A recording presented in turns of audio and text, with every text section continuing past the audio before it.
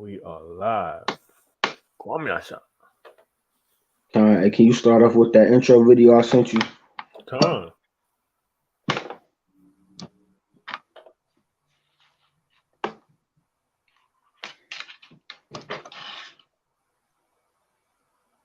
Thanksgiving, America. I'm Donna.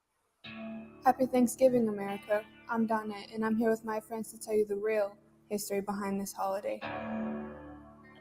Growing up, I knew that what they told you in school about Thanksgiving wasn't true. That's not the true story. The true story behind Thanksgiving was after every killing of a whole village, these European settlers celebrated it, and they called it Thanksgiving. But it wasn't until Abraham Lincoln became president that it became an official holiday. He ordered 38 Dakota men to be hung for war crimes.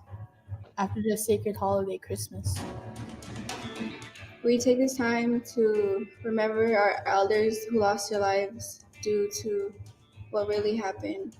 Usually my mom makes a Native American dish for us and we pray. Growing up, I would be kind of annoyed that they didn't know what actually happened on Thanksgiving and that they're actually celebrating the deaths of many people and many tribes that were lost. Whether it's to give thanks or to be with your family, you should learn how the holiday was established in the first place. I'm thankful for being born indigenous to this continent. I'm thankful that I still have my culture. I'm thankful that my elders kept our culture alive all these years. I'm thankful to be indigenous, resilient, and alive. I'm thankful for us all to be able to stand together, stand strong, and stand as one. Happy Thanksgiving, America.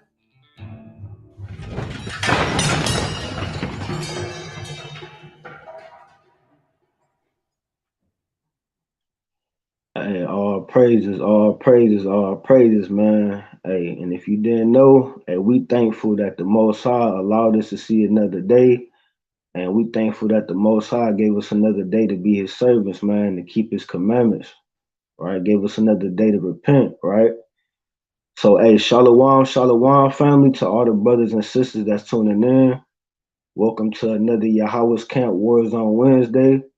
Right, first off, we want to give all praises, honor, and glory to Yahawah by Hashem Yahweh Shah. And we're going to go around the panel. Right, I'm Brother Yashawan by Yahweh. Hey, Shalom Israel is your brother Mahar.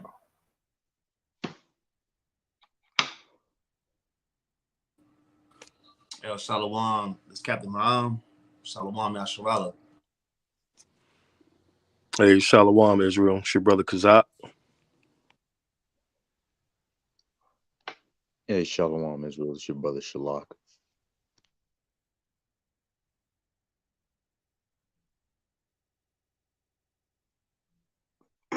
We also got the brother Amak, the mighty brother Amak on here tonight, right? So like I said, hey, shalom to everybody that's tuning in to Yahweh's Camp Wars on Wednesday, right? So from the title, everybody pretty much know what we're going into tonight, right? We're gonna go into some history, right? We're gonna go into, the so-called Thanksgiving, right?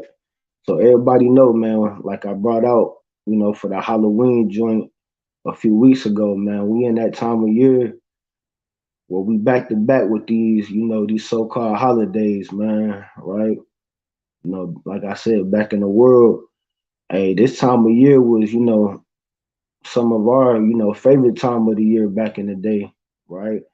With the Halloween, right? You got Thanksgiving, right? So-called Christmas and New Year's, right? But since we came into the truth, man, the servants of the Lord, hey, this the worst time of year for us, man. Our spirits be vexed during this time, right? Right?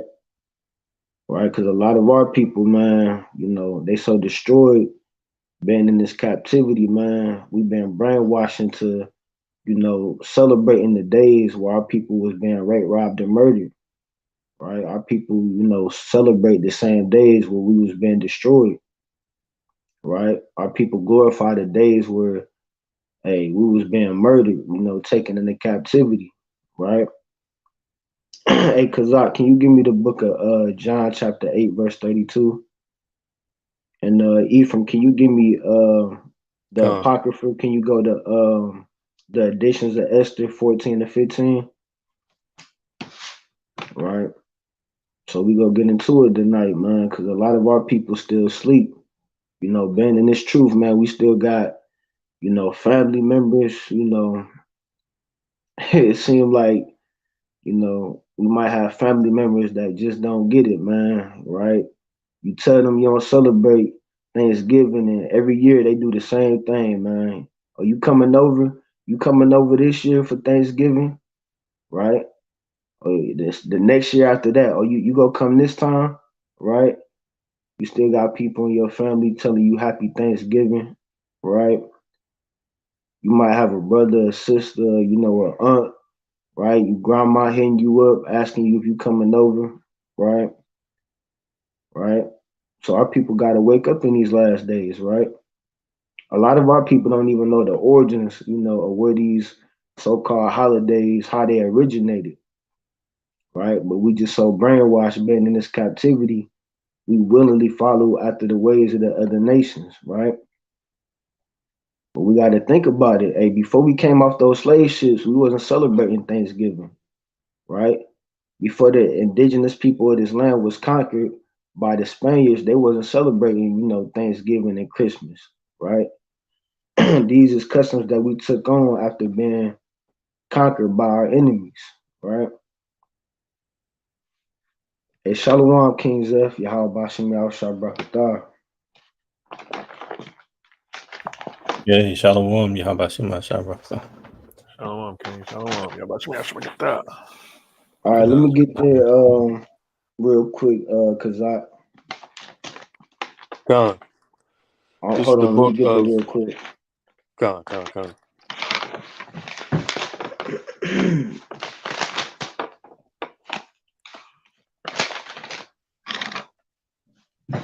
All right, you could bring it out, King. This is the book of John, chapter 8, verse 32. It says, "And ye shall know the truth, and the truth shall make you free." Right, and that's one of our favorite precepts, right? I know the priest, he bring that out all the time, right? So the Lord said, we shall know the truth, and the truth is what's gonna make us free as a people, right? And we all know the truth is going back to the law, right? In Psalm 119, right? So if our people knew the truth, if our people knew their history, if our people knew the law, they wouldn't be celebrating these customs of the other nations, right? Our people wouldn't be celebrating a day where we was being destroyed, a day where our land was being stolen from us, right? Right? You see, when you come back to the truth and you start keeping these commandments, right? The Most High gave us days where we actually, you know, could celebrate. We had days where we were celebrating the destruction of our enemies, right? Going back to Passover, right? The destruction of the Egyptians, right? We got Feast of Dedication coming up, right? Going into the destruction of the Greeks, right? You got the destruction of Nicanor, right? See, that's something to celebrate, right? Right? The days that the Most High delivered us from the hand of our enemies. That's a day where you can actually celebrate. But now people so brainwashed and we so backwards now where we actually celebrate the days where we was being murdered, right? We actually celebrate days where our enemies was victorious over our people, right? Just think about that, right? See, when you come back to these laws and commandments, when you come back to these scriptures, when you come back to your heritage, right? The Most High gave us days where we could celebrate when we was actually victorious over our oppressors, right? But now we celebrate the days where our oppressors was victorious over our people, right? You see that? So read that again from the top, King. Con. This is the book of John, chapter 8, verse 32. It says, "And ye shall know the truth, and the truth shall make you free." Right? And ye shall know the truth, and the truth gonna make you free. So our people never gonna be set free and they continue to celebrate holidays where we was being taken into captivity. It'll never work, right? How are we gonna be free when we celebrate and we glorify the days where we was being raped, robbed, and murdered by our oppressors, right? We got to make that make sense, right? A lot of our people don't even realize that we still in captivity, right? But our people love to celebrate Thanksgiving, right? Celebrate the 4th of July, right? So-called Independence Day, but we not even independent in this nation, right? Right? During the first 4th of July, our people were still in captivity. We were still in the slave fields, right? But like I said, the mind of our people so destroyed in today's world that we still celebrate these customs, even though it goes into the destruction of our own people, right? Even believe it or not, even for so-called Thanksgiving, you still got so-called Native Americans that celebrate this day, believe it or not, right? That's why the Lord said, "My people are destroyed for a lack of knowledge." How destroyed do you have to be in your mind, right, to be a so-called Native American and celebrate so-called Thanksgiving? Make that make sense. I mean, it don't make sense, right? But hey, that's why the Lord said, man, Jeremiah 4:22, he said, "My people is foolish," right? They have none understanding, right? So the Most High God put the Spirit in His servants to teach our people, to give you that understanding, right? Hey, So let me. Oh, you got some, Cap? yeah. I want to get a quick precept on what you was going into. Hey, yeah, can you give me Isaiah 1 and 3? Come. Right, and as you getting that out, this is kind of like what we go into year in and year out, and of course, over these last some odd years, if you're in this truth, you get the same, and you get the same energy from family. You know what I'm saying? As far as going into these holidays or these non-holy days, these pagan holidays that we got to combat. And one of the things that becomes, I guess you could say, redundant is the same questions. Are you coming out? Are you coming over? Are you coming over? And like what the brother Yahawah was going into was important. And it was actually interesting how you got Native Americans celebrating some of these feast days that commemorate their well, really our destruction, right? Our whole nation as so-called Gadites or so-called Native Americans are the actual real Gadites that the Bible speaks of. It's interesting how we are so quick to adopt the customs of the other nations. And the Most High always said this was going to happen. If you want to do as the Babylonians, well, you're going to go into Babylonian captivity. You want to be the Assyrians, you're going to go into Assyrian captivity. So you got that. We're gonna go down to verse 5. So start at 3 and then read on 5. Come. It's the book of Isaiah, chapter 1, verse 3. It says, "The ox knoweth his owner, and the ass his master's crib. Mm-hmm. But Israel doth not know. Mm-hmm. My people doth not consider." And let's just stop right there. Our people don't know and don't care to know, right? It said, my people don't know nor consider. And you got the ox and the ass, right? Two stubborn animals and two dumb animals. That's hard to train. Even those two animals know where they belong to, where to go home, where their bread is buttered, where to eat their food, right? So read on verse 4, King. Come, verse 4. Mm-hmm. It says, "Ah, sinful nation." Now let's stop right there. The Most High called Israel a sinful nation. We're so quick to do these things that's contrary to the Bible. Understand this, right? Our people are so quick to celebrate these feast days, these high holy days, that don't go to our people. It don't have nothing to do with the so-called Black, Latino, and Native American. As a matter of fact, it's contrary to us, right? Our people celebrate feast days that commemorates or that actually belongs to the destruction of our ancestors. And it's only because of sin that we were even in this position, right? So start it again, verse 4. Con. This is Isaiah chapter 1, verse 4. Mm-hmm. It says, "Ah, sinful nation, Mm-hmm. a people laden with iniquity, a seed of evildoers, children that are corrupters. They have forsaken the Lord. They have provoked the Holy One of Israel unto anger." So let's stop right there. One of the things that you can upset God the most when it comes to sin is worshiping these other gods, worshiping these other idols, giving the credit to the other deities. That's why when we went into the wilderness, Moses was up on that on Mount Sinai, and what happened? Our people put a golden calf out, worship that golden calf, right? And then at the end of the day, the Most High was upset and was going to wipe the whole nation out. He said, "You provoked the Holy One of Israel unto anger." Wow. Well, we were celebrating other gods and committing all this fornication. The same thing we're doing now. And about a month from today, our people are going to be celebrating Christmas. All right. And then a month after that, New Year's. And then after that, you got Valentine's and St. Pat. It's a whole cycle.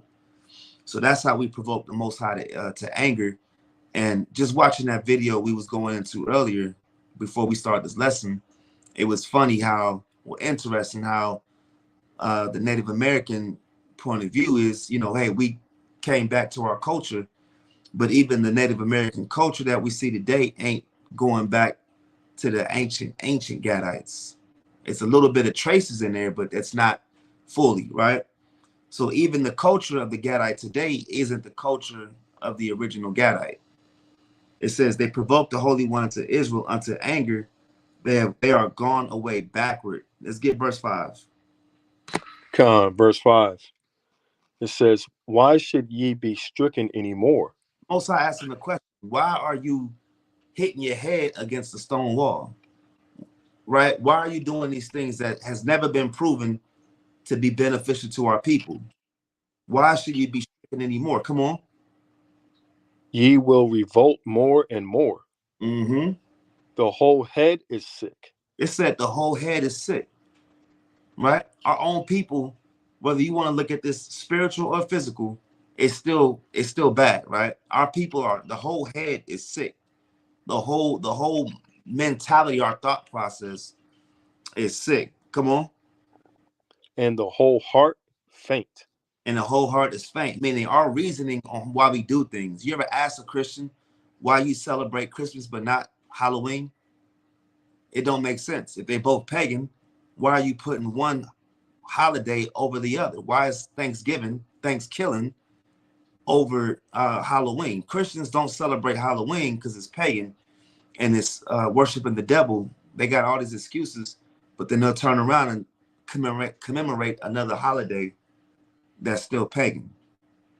All right, that's it right there. That's all I'm gonna leave it right there. I just wanted to bring that out because that was going into what you was going into about our people doing some of the most idiotic things to just fit in. You want to fit in so much so that you will fit on the ancestors, on the remembrance of your ancestors, especially if you're Native American.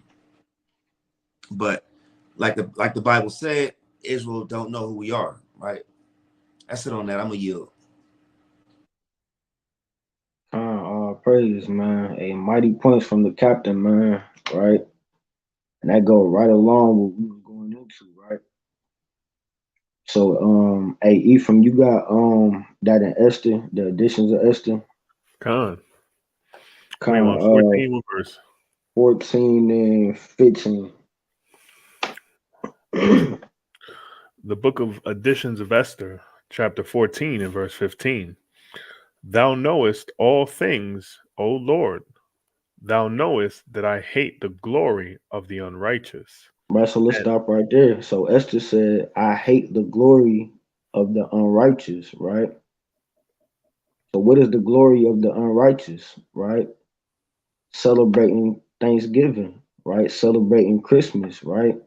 Like the cat was going into celebrating Valentine's Day and New Year's and St. Patrick's Day, right? Going into the worshiping of all the gods of the other nations, right? That's the glory of the unrighteous, right? That's all this nation promotes is the glory of the unrighteous, right? Who was the unrighteous, right? The so-called Europeans that came and raped, robbed, and murdered and stole this land from us, right? Along with all the rest of the nations, right? That worship idols, right? So the unrighteous is glorified in this nation, right? And that just goes to show you how much these other nations and America actually feel it, that goes to show you how much they love our people, right? Right? Because for some reason our people still think that, America has loved them, right? Everybody's equal in America, right? Everybody got the same fair chance. But America still celebrate Columbus Day, right? Ain't Columbus a well-known murderer, Mm-hmm. right? I mean, it ain't like it's a damn secret that he a murderer, right? It's not a secret that our people was being murdered on so-called Thanksgiving. But guess what? These are days that's still glorified in this nation. These are days that's celebrated in this nation, right? That goes to show you how much America actually cares about our people, right? Where they still celebrate the holidays where our people was being murdered, right? They still glorify men that's well-known murderers and that's well-known slave masters of our people, Mm-hmm. right? That's all you see in America is the glory of the unrighteous, right? That's why in America you got all these different statues of all these different these damn Edomites, right? Right here in Raleigh, they got a statue of Sir Walter Raleigh, right? When you go to DC, they got all these different statues, right? Andrew Jackson, right? You got Christopher Columbus. You got all these Greco-Roman statues, right? So what is that? That's the glory of the unrighteous. Mm-hmm. All these statues is just idols. That's all they are, graven images of men that was well-known slave owners, that was well-known murderers, right? But our people, like the cat brought out, man, our people don't know who they are, right? Our people don't know our true heritage. Our people are ignorant, right? Our people are destroyed for a lack of knowledge. And that should anger you, right? If our people had any type of wisdom or understanding, even seeing all these different statues of these different Edomites that was known for murdering our people, that should anger you, right? You should get angry if you see a statue of Sir Walter Raleigh, right? If you were so-called Black, Hispanic, or Native American, that should anger you, right? Seeing a statue of Christopher Columbus, right? It should anger you that America even still celebrates Thanksgiving, right? Right? But hey, that's our people, man. Our people don't go into no history, right? That's why the Lord said, "Remember the days of old." Right? Our Hey, people supposed Salaki, to be real quick. searching out. So Oh no, like, no, let go me ahead, go finish ahead. real quick. Yeah. But no, but that's what I'm saying. Our people need to go into their own history, because if they knew their history, then they wouldn't be celebrating these holidays, right? But go ahead, Ephraim. Hey, Salakia. So I wonder how they would feel if, Mm-hmm. I think because the time has been such a long time, so to speak, right? But what if the time was more closer? Like, what if it was your mother? What if it was your grandmother that all these atrocities were done to, right? They don't think about that stuff. They just think um, they can't think past what they can see, you know? Right. Right. And that's crazy. Like the brother said, that's a good point, right? What if America started celebrating the day where where Emmett Till was murdered, right? The day that Trayvon Martin was murdered, and that became a national holiday in America. Our people so ignorant they'll probably start celebrating that day, right? And just say, "Oh, well, I'm just celebrating it because it's a time where I could join with my family, right? It's another day for me to get a day off work, and I could get drunk and get high and have a barbecue, right? Hey, that's all Negroes. Hey, that's all Negroes want to do, man. You give them a day off of work, right? You give them another day when they can have a barbecue and a cookout, another day where they could get drunk and smoke weed.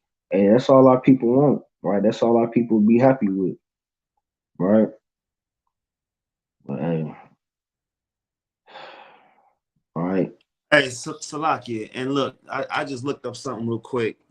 You know what I'm saying? If you understand what we're saying, no politically correct way to celebrate genocide is pushed, right? Not in mainstream, right? This is information about, it's called Birthday of the Fuhrer.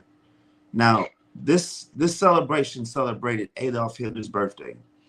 And guess how long they had this last?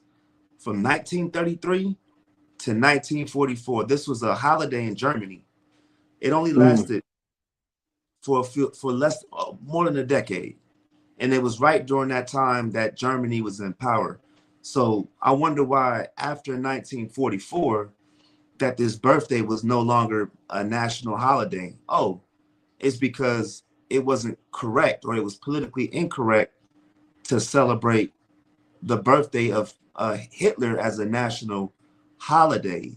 So even guys like Hitler, when you see, the people don't understand this, when you kill white people, right, the wish community, they'll find all ways to stomp out any commemoration of that time period. But when it comes to things like, hold on one second. When it comes to things like so-called Black, brown, and Native American people being killed, right?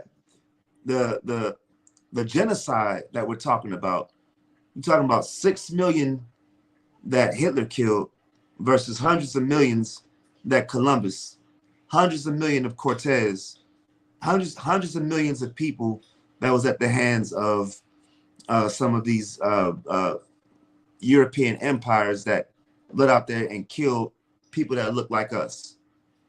And these people that spearheaded these movements, Christopher Columbus, Hernan Cortez, the list goes on and on, their days are still commemorated, right? Because, and the reason why is because they didn't kill white people, right? They killed Israelites.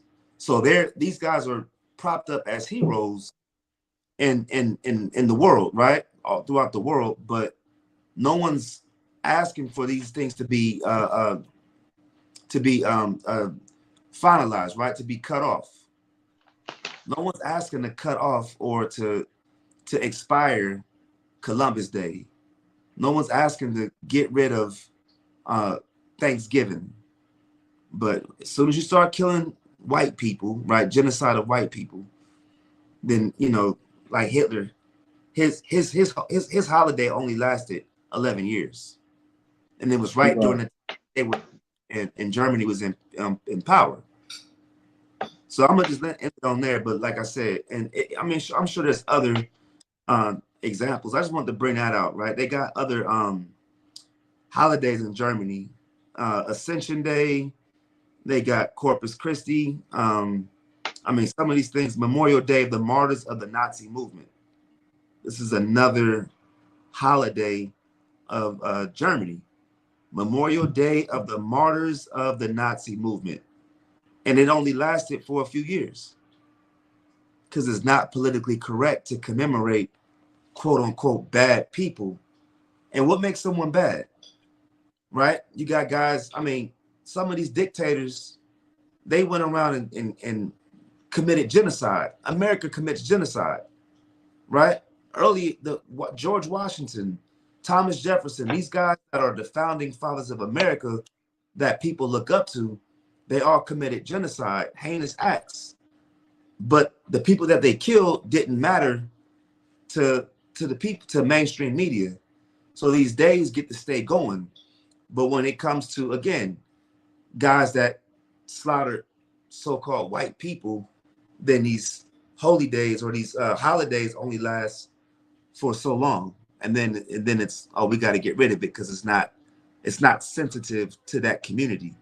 And this when it goes back to so-called Negroes, Latinos, and Native Americans not having proper representation when it comes to these United Nations meetings, when it comes to some of these gatherings of the UN. Where is the seat of our people that can represent Black, Latinos, and Native Americans? We don't have it. We don't have any representation, right? That's why we need YAHAWAH'S. He's going to represent us on that day of judgment, right? He's going to sit in the seat as the ambassador for our nation, and he's going to speak for our nation, right? And he's going to be the one that's going to pass judgment for what they've done to us and how they drank the wine off of our downfall and our oppression. That's it on that. Hey, Salakia, can I make a quick point? So think about like 9/11, right? And how they say like never forget. But could you imagine if they made like statues of those pilots that they said flew those planes into those buildings? Like they wouldn't have that, right? But we have to look at statues of, like Yahshua was saying, like Columbus and Lincoln and all these people. But 9/11, you don't see any statues of these pilots, right? So it's just the hypocrisy of the Edomite, man. That's all I had. And that's some powerful points the brother's bringing out, man. Right, and I got a precept to go with that too. This the book of Zechariah, chapter 11, verse 5. It says, "Whose possessors slay them?" Right. So who possessed the so-called Blacks, Hispanics, and Native Americans in today's world? Right, the so-called white man, like the captain was bringing out. So our possessors slay us, right? And it says, "and hold themselves not guilty," right? So they don't hold themselves guilty, right? Like the cat was bringing out, they had days where they were celebrating Hitler's birthday, but they shut that down real quick, right? But what about shutting down the days where our people was being murdered, right? See, our possessors, they hold themselves not guilty. If they hold themselves guilty, they wouldn't be celebrating Columbus Day, right? They wouldn't be celebrating Thanksgiving, right? It says, "and they that sell them say, blessed be the Lord." Hey, what the so-called white man gonna be doing tomorrow night, right? While he cutting that turkey, right? He gonna be commemorating the times of old where his forefathers stole this land and murdered millions of so-called Native Americans, right? They're gonna be drinking it up, right? They're gonna be saying, blessed be the Lord, right? Right? They're gonna be celebrating their victory over our people, right? It says, "and they that sell them say, blessed be the Lord, for I am rich." You see that? And how did this so-called white man become rich? By stealing our land, by stealing our gold, right? By stealing our resources, right? It says, "and their own shepherds pity them not," right? So we don't get no pity, right? They can give less than a damn about our people. They still shoot our people down in the streets today, right? They still putting drugs in our neighborhoods and our communities and today, right? You see that? Right. So Ephraim, you could read that again in Esther 14:15. It says, "Thou knowest all things, O Lord. Thou knowest that I hate the glory of the unrighteous, and Right. abhor the bed of the uncircumcised, and Mm-hmm. all heathen." And all the heathen, right? You see the mind state that Esther had, right? She said, "I hate the glory of the unrighteous," right? Right? And the bed of the uncircumcised and of all the heathen, right? So we hate these heathens, right? We hate that we live in a country where they celebrate the days where the heathens and the other nations were victorious over our people, right? We hate that we gotta drive down the street and see statues of these other nations of men that was well-known murderers that murdered millions of our people, right? And but what happened if we put it in our own hands and try to destroy the statues of these people?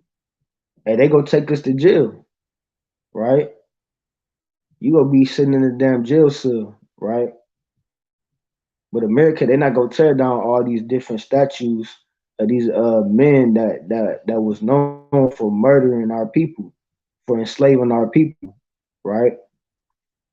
But Ephraim, you could jump down to can you go to chapter 16 in that same book, and can you give me verse 7? And hey Kazak, can you give me the book of Psalm chapter 58 and verse 2?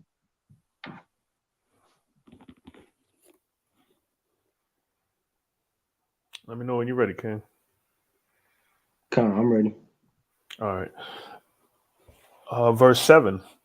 Now ye may see this, as we have declared, not so much by ancient histories as ye may, if ye search what hath been wickedly done of late. Hold through on, the pest what have been what? Read that part wickedly again. done of late. That have been wickedly done of late. Read on. Through the pestilent behavior of them that are unworthily placed in authority. That's a cold precept. You see that? You see that? How is that not talking about today's world, right? What our people go through today.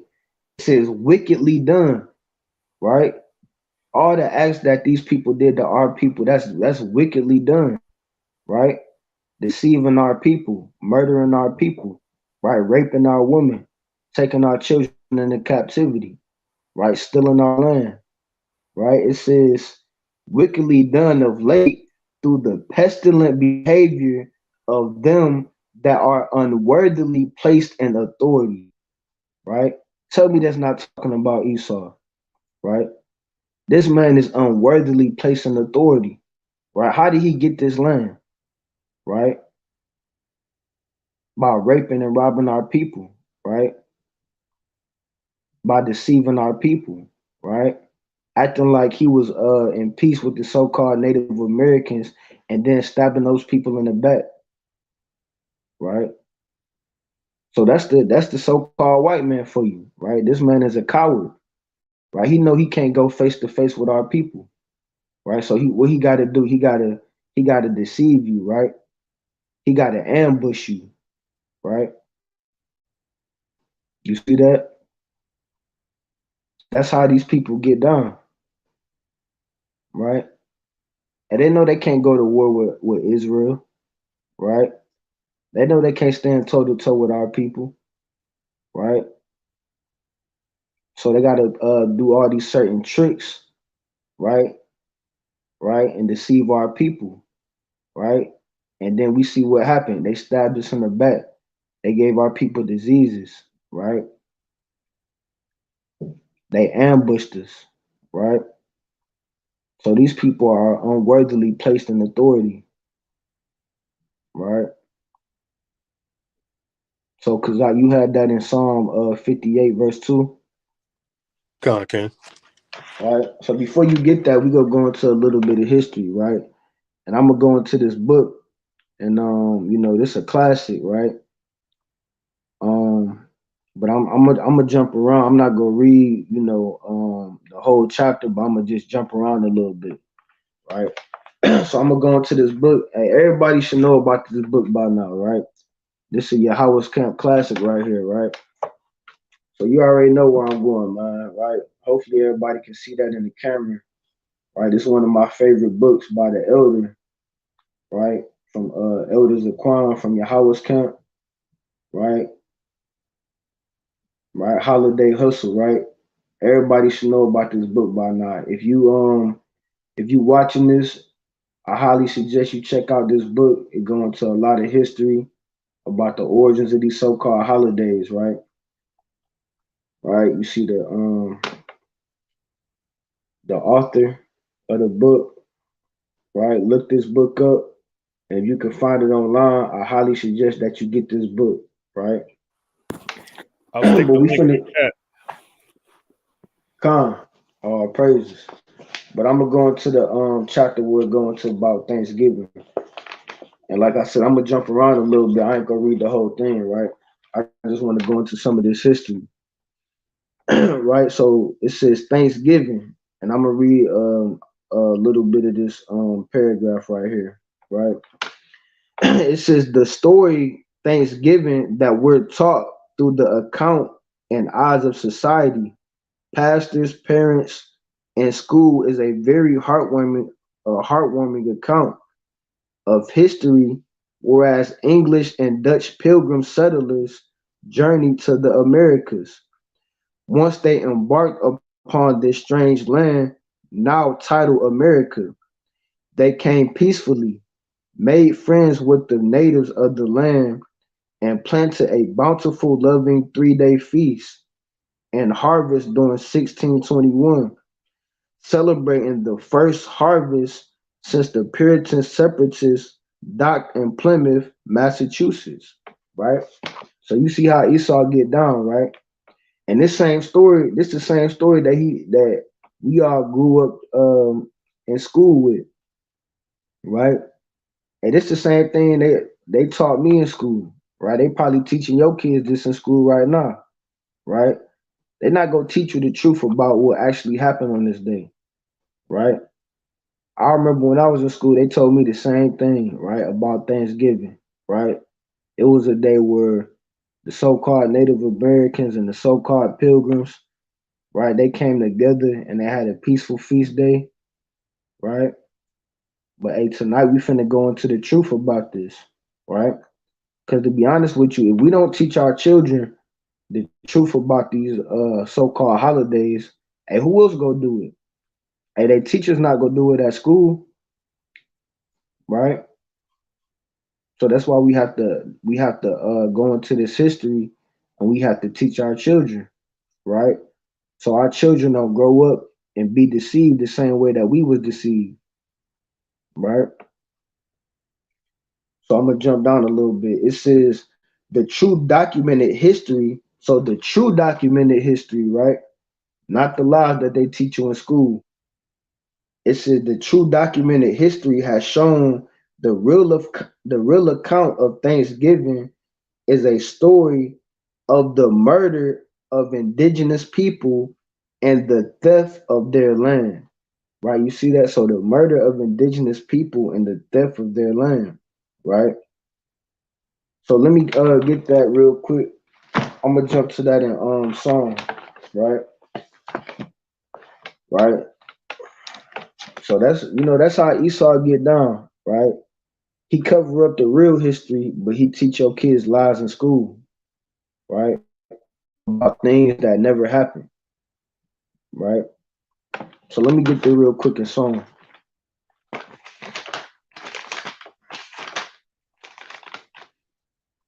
So let's see what the Lord said about our enemies, right? Let's see what the Lord said about the true nature of Esau, right?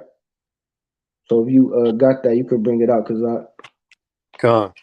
It's the book of Psalm, chapter 58, verse 2. Hey Salaki, hey Shalak, you there? Yeah, con. Hey, can you give me the book of Sirach, chapter 12 and verse 10? Con. The water. All right, you could bring that out, cause Con, this is the book of Psalm, chapter 58, verse 2. It says, Yea, in heart ye work wickedness. so let's stop right there. So we all know your heart is talking about your mind, right? So when Esau mind, all he do is work wickedness, right? All he do is think about ways where he can overcome our people, how he can destroy our people, how he can continue to rape, rob, and murder our people, right? Read on. Ye weigh the violence of your hands in the earth. Mm-hmm. The wicked are estranged from the womb. right? So you see that? It said the wicked. We all know who the wicked is, right? Job 9:24. The Lord said the earth was given into the hand of the wicked, right? Who is the people that run this world right now, right? We all know the answer to that. And if you don't know, maybe you living up under a damn rock, right? So the Lord said the wicked are estranged from the womb, right? So you got a lot of our people that say, well, it's some good, it's some good so-called white people, right? But I thought the scripture said, I thought Christ said there is none good but one, and that's the Most High God, right? Because our people love to say, well, all of them not bad, it's some good ones. And the Lord said these people are estranged from the womb, right? Before they even born, these people are wicked, right? Read on. Con, it says, the wicked are estranged from the womb. They go astray as soon as they be born, speaking lies. And you see that? You got to think about that. As soon as you be born speaking lies, that's crazy, right? That goes to show you, man, these people couldn't tell the damn truth if their life depended on it, right? Everything that you see is a lie, right? Talking about Columbus discovered America when there was already people here in America when he came to this land. Telling you that Thanksgiving was a peaceful feast day between the natives and the pilgrims. When the true history show you that our people was being murdered, right? So the Lord said, as soon as the wicked is born, they speaking lies already, right? It's in their spirit to speak lies, right? It's in their spirit to be deceivers, right? So you got to question everything that come out this man's mouth, right? You can't believe nothing that come out this man's mouth, right? The Lord said as soon as they be born, they speaking lies, man, right? It don't get it don't get no more wicked than that, man, right? That's crazy, man, right? So let me finish this off real quick, and then we go get to that in Sirach. Hey, Salakia, the brother Amak wanted to throw in there Psalms 83 and 2 through 5. Kanye, we'll get to that. Come. Let me get this real quick in Sirach.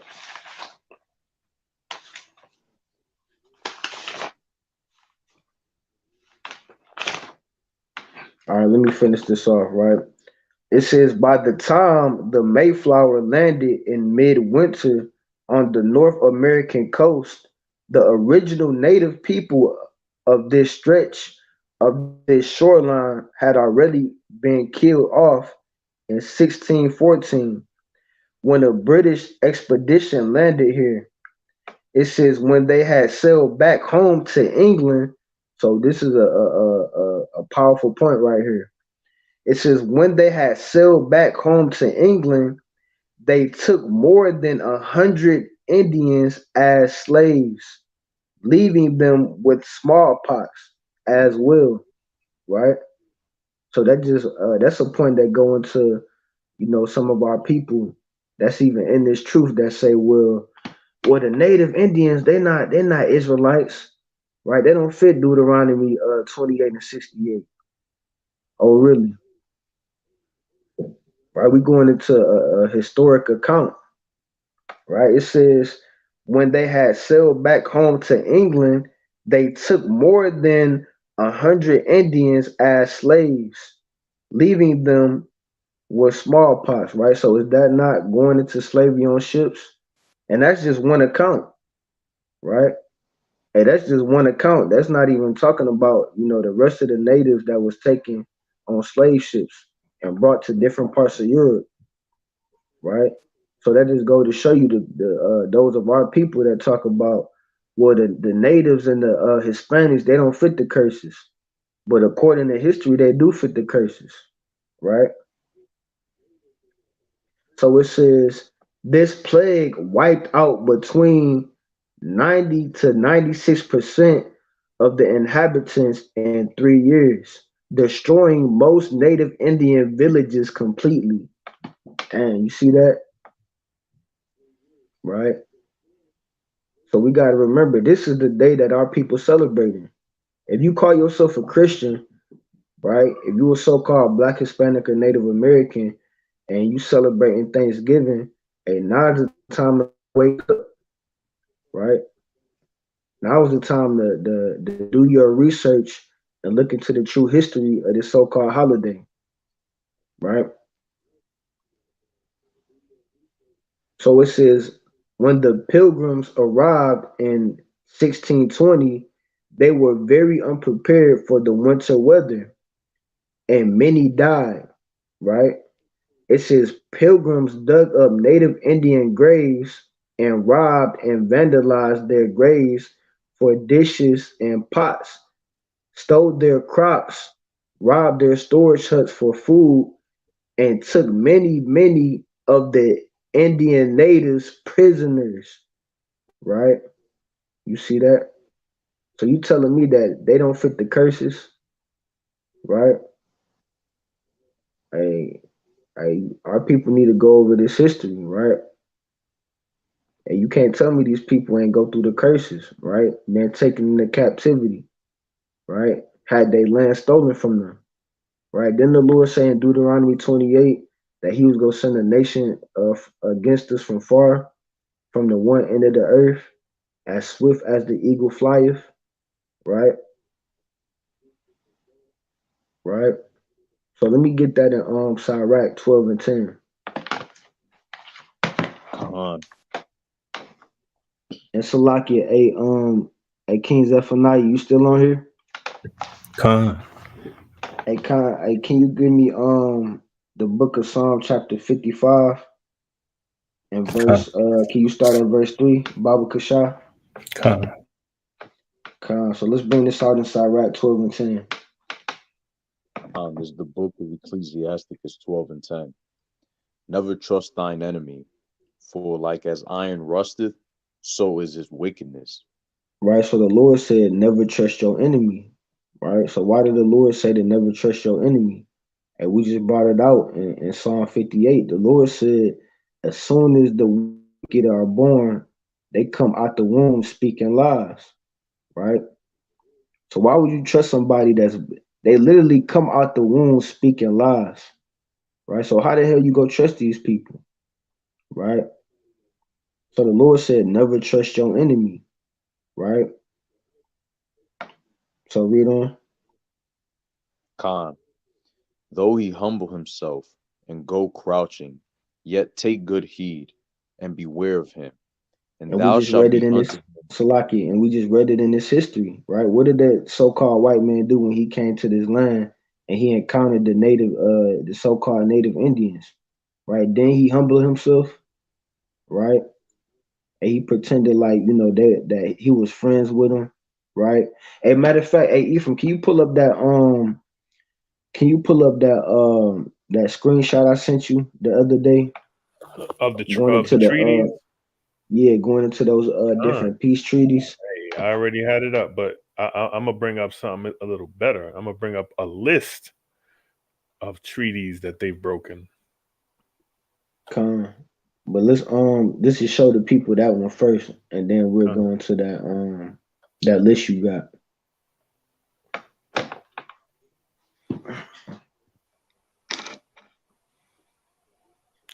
There it is. Can you see that? That's the one I sent you. Yeah, that's where it's from. That's the screenshot. You mind reading that off? Con. Just that part. It says from 1778 to 1871, the United States government entered into more than 500 treaties with the Native American tribes. All of these treaties have since been violated in some way or outright broken by the U.S. government, with Native Americans and First Nations peoples still fighting for their treaty rights in I'm sure that probably says federal law somewhere. Right, but that was it. That was all I wanted on that, just to be Hmm. brief. But you see that over 500 treaties broken or violated, right? And that's why the Lord said we ain't supposed to trust these people. The Lord said, "Never trust thine enemy, though he humble himself." Right? Even though he make a treaty with you, you still can't trust him. Right? So you say you got that list. Con. All right, you can bring it Uh, out. here it is. It's right on the screen. We got treaties that have been broken since the 1600s. Treaty after treaty after treaty. Look, 1726, deed and trust from 3 of the 5 nations of Indians to the Chancellor. Treaty after treaty, international treaties. Like it, the wickedness has no end, right? Like the precept says, they're born speaking lies. Right? You see that? They shake your hand. Right? They smile in your face, but hey, can't trust these people, man. The Lord said, "Never trust your enemy." You see that? Damn. You see? Hey, the list is still going. Right? That's crazy.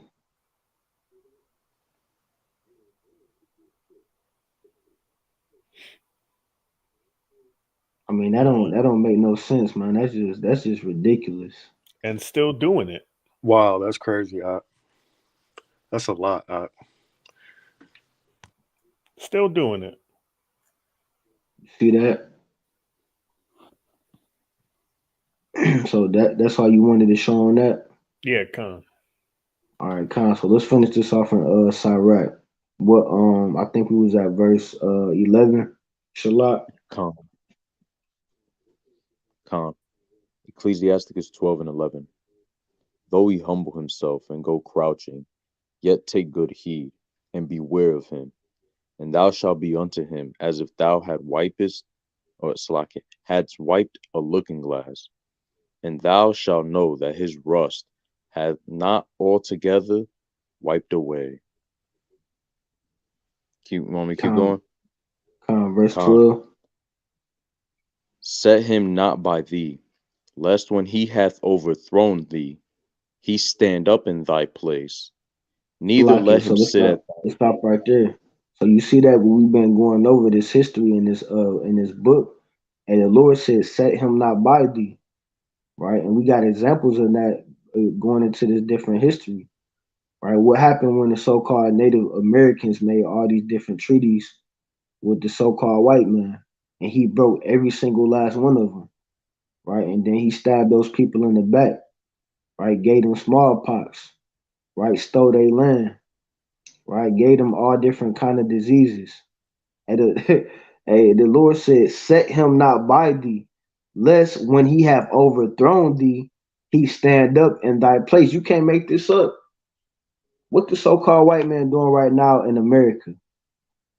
And he literally standing up in thy place. He's standing up in a place that he stole from our people. And he acting like he ain't do nothing wrong. Right? To this day, these people walking around on stolen land. Right? But hey, what Esau say every time we go out there to camp? Oh, he said, "Well, I didn't do it." Right? But you just as guilty. You know why? Because you still haven't given back the things that you stole. Right? If you was truly sorry, wouldn't you give back the things that you stole? Right? That would only And the make Lord, sense. right? That will only make sense. And the Lord said in First Samuel chapter 2 and 3, He said, "Hey, actions are weighed." Right? The Lord said, "By Him, actions are weighed." Right? They got a good talk. They said, "Well, it wasn't me. My forefathers did it. I had nothing to do with it." Right? So actions prove that you just as guilty because you still haven't given back the things that they stole. Right? If you know that they stole everything from us and that you still benefit to this day off of the things that they stole, the righteous thing to do would be to give back what they stole. Right? But is Esau trying to give back the land that his forefathers stole? Hell no. Right? What they out there doing? They out there partying, turning up, right? Right? They out there living wealthy off of the riches that they stole from our people, right? They can give less than a damn about our people, right? Why to this day our people living on reservations, right? Our people living in the ghettos, right? Our people living in the projects, why they living in gated communities, still living off of the generational wealth that they stole from our people, right? So where we at? Verse 12. 12. Let's finish verse 12. Con. Set him not by thee, lest when he hath overthrown thee, he stand up in thy place. Neither let him sit at thy right hand, lest he seek to take thy seat. And thou at the last remember my words, and be pricked therewith.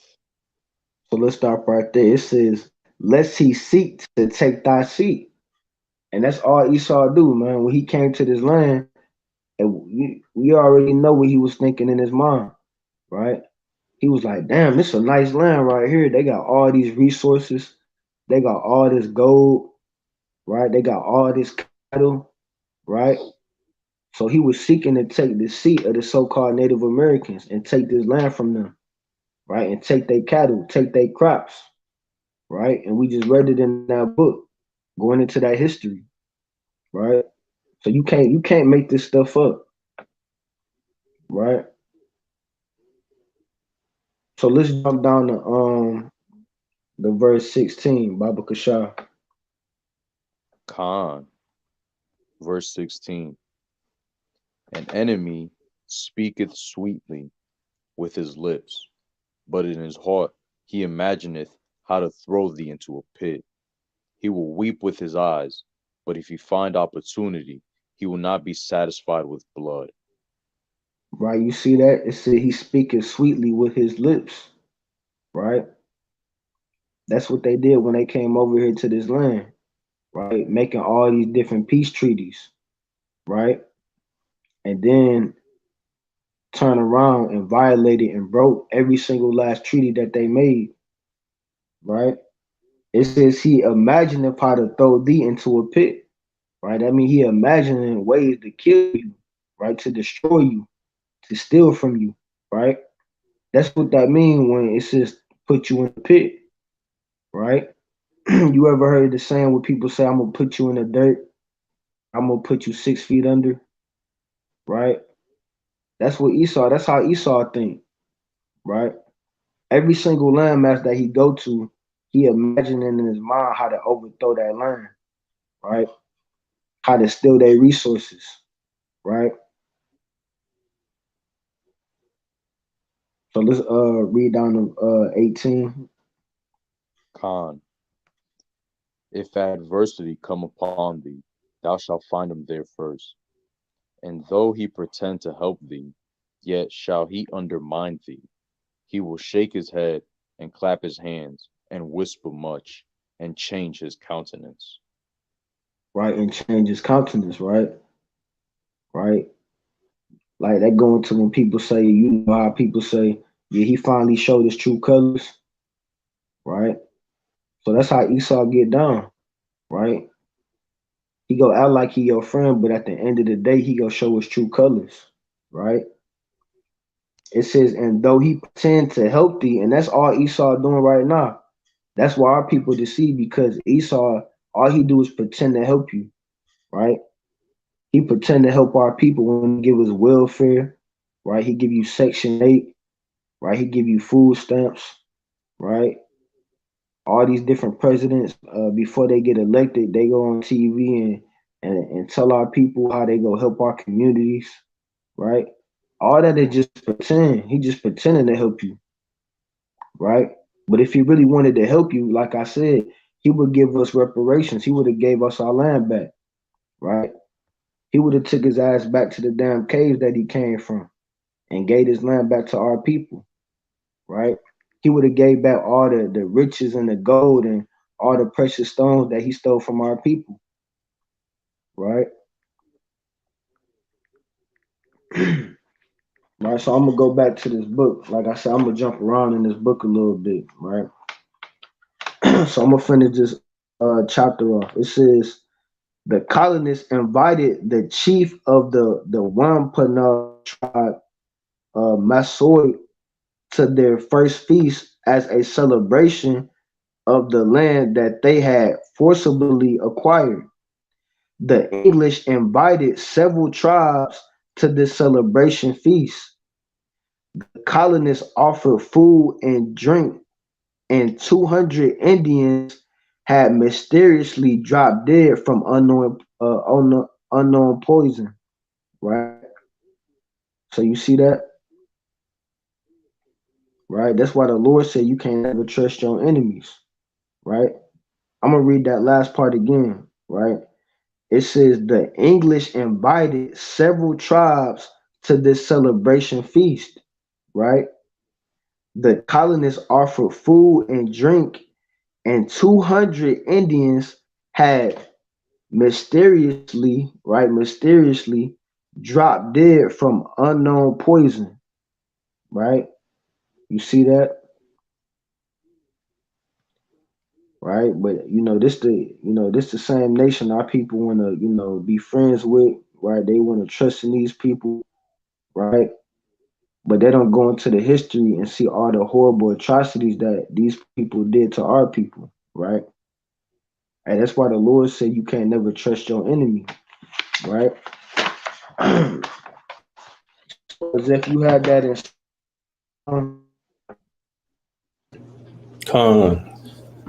Psalms 55. and it's gonna go along what we was bringing out in Sirach chapter 12, right? Where the Lord said, never trust thine enemy, right? Though he humble himself, right? So let's bring that out, Psalm 55 and 3. Psalms 55 and 3. Because of the voice of the enemy, because of the oppression of the wicked, for they cast iniquity upon me, and in wrath they hate me. Verse 4. My heart is sore pained within me, and the terrors of death are fallen upon me. Verse 5. Fearfulness and trembling are come upon me, and horror hath overwhelmed me. Verse 6. And I said, oh, that I had wings like a dove, for then would I fly away and be at rest. You want me to keep going? Yeah, we lost. I think he fell off. Yeah. Hey, Salakia, yeah, that was good. As he get back on, I want to also bring out this Psalm 17:13. Arise, O Lord, disappoint him, cast him down, deliver my soul from the wicked, which is thy sword. Right, so everything's going into the Most High uses actual enemies as his as an example of how do you say it, of our people, right? Going against the Most High. Hey, so Salaki, I don't know what happened, man. Satan kicked me out the chat, man. Man, that's that Wi-Fi. Can y'all hear me? Yeah, you good now. Salaki.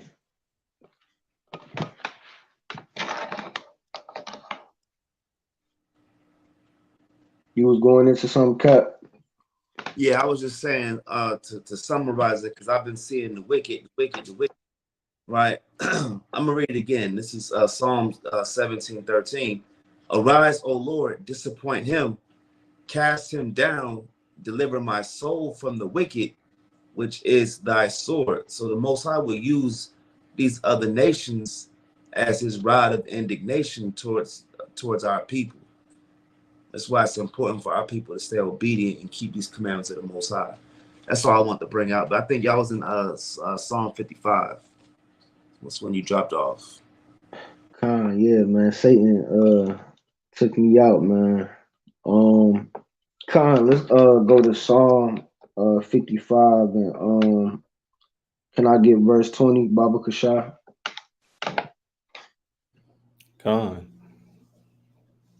Psalms 55, verse 20. He hath put forth his hands against such as be at peace with him. He hath broken his covenant. Right, you see that? Right? So that's literally, we were just going into those different peace treaties, right? It said Esau, he put forth his hand against such as be at peace with him, right? When he came to this land, the natives was at peace with Esau, right? You see that? They showed him how to survive during the wintertime. They showed him how to grow crops, right? They showed these people how to survive. And they made different peace treaties with the so-called pilgrims, right? But what did the verse say? It says, he had put forth his hands against such as be at peace with him. He had broken his covenant, right? So like Ephraim went into earlier, pulling up those different treaties that Esau broke with the so-called native Indians, right? He had broken his covenant, right? You see that over 500, what did it say, over 500 different covenant peace treaties? Over 500 plus. Over 500 plus. You see that? You can't make this stuff up, right? And the Lord said, ye shall know the truth, and the truth go set you free.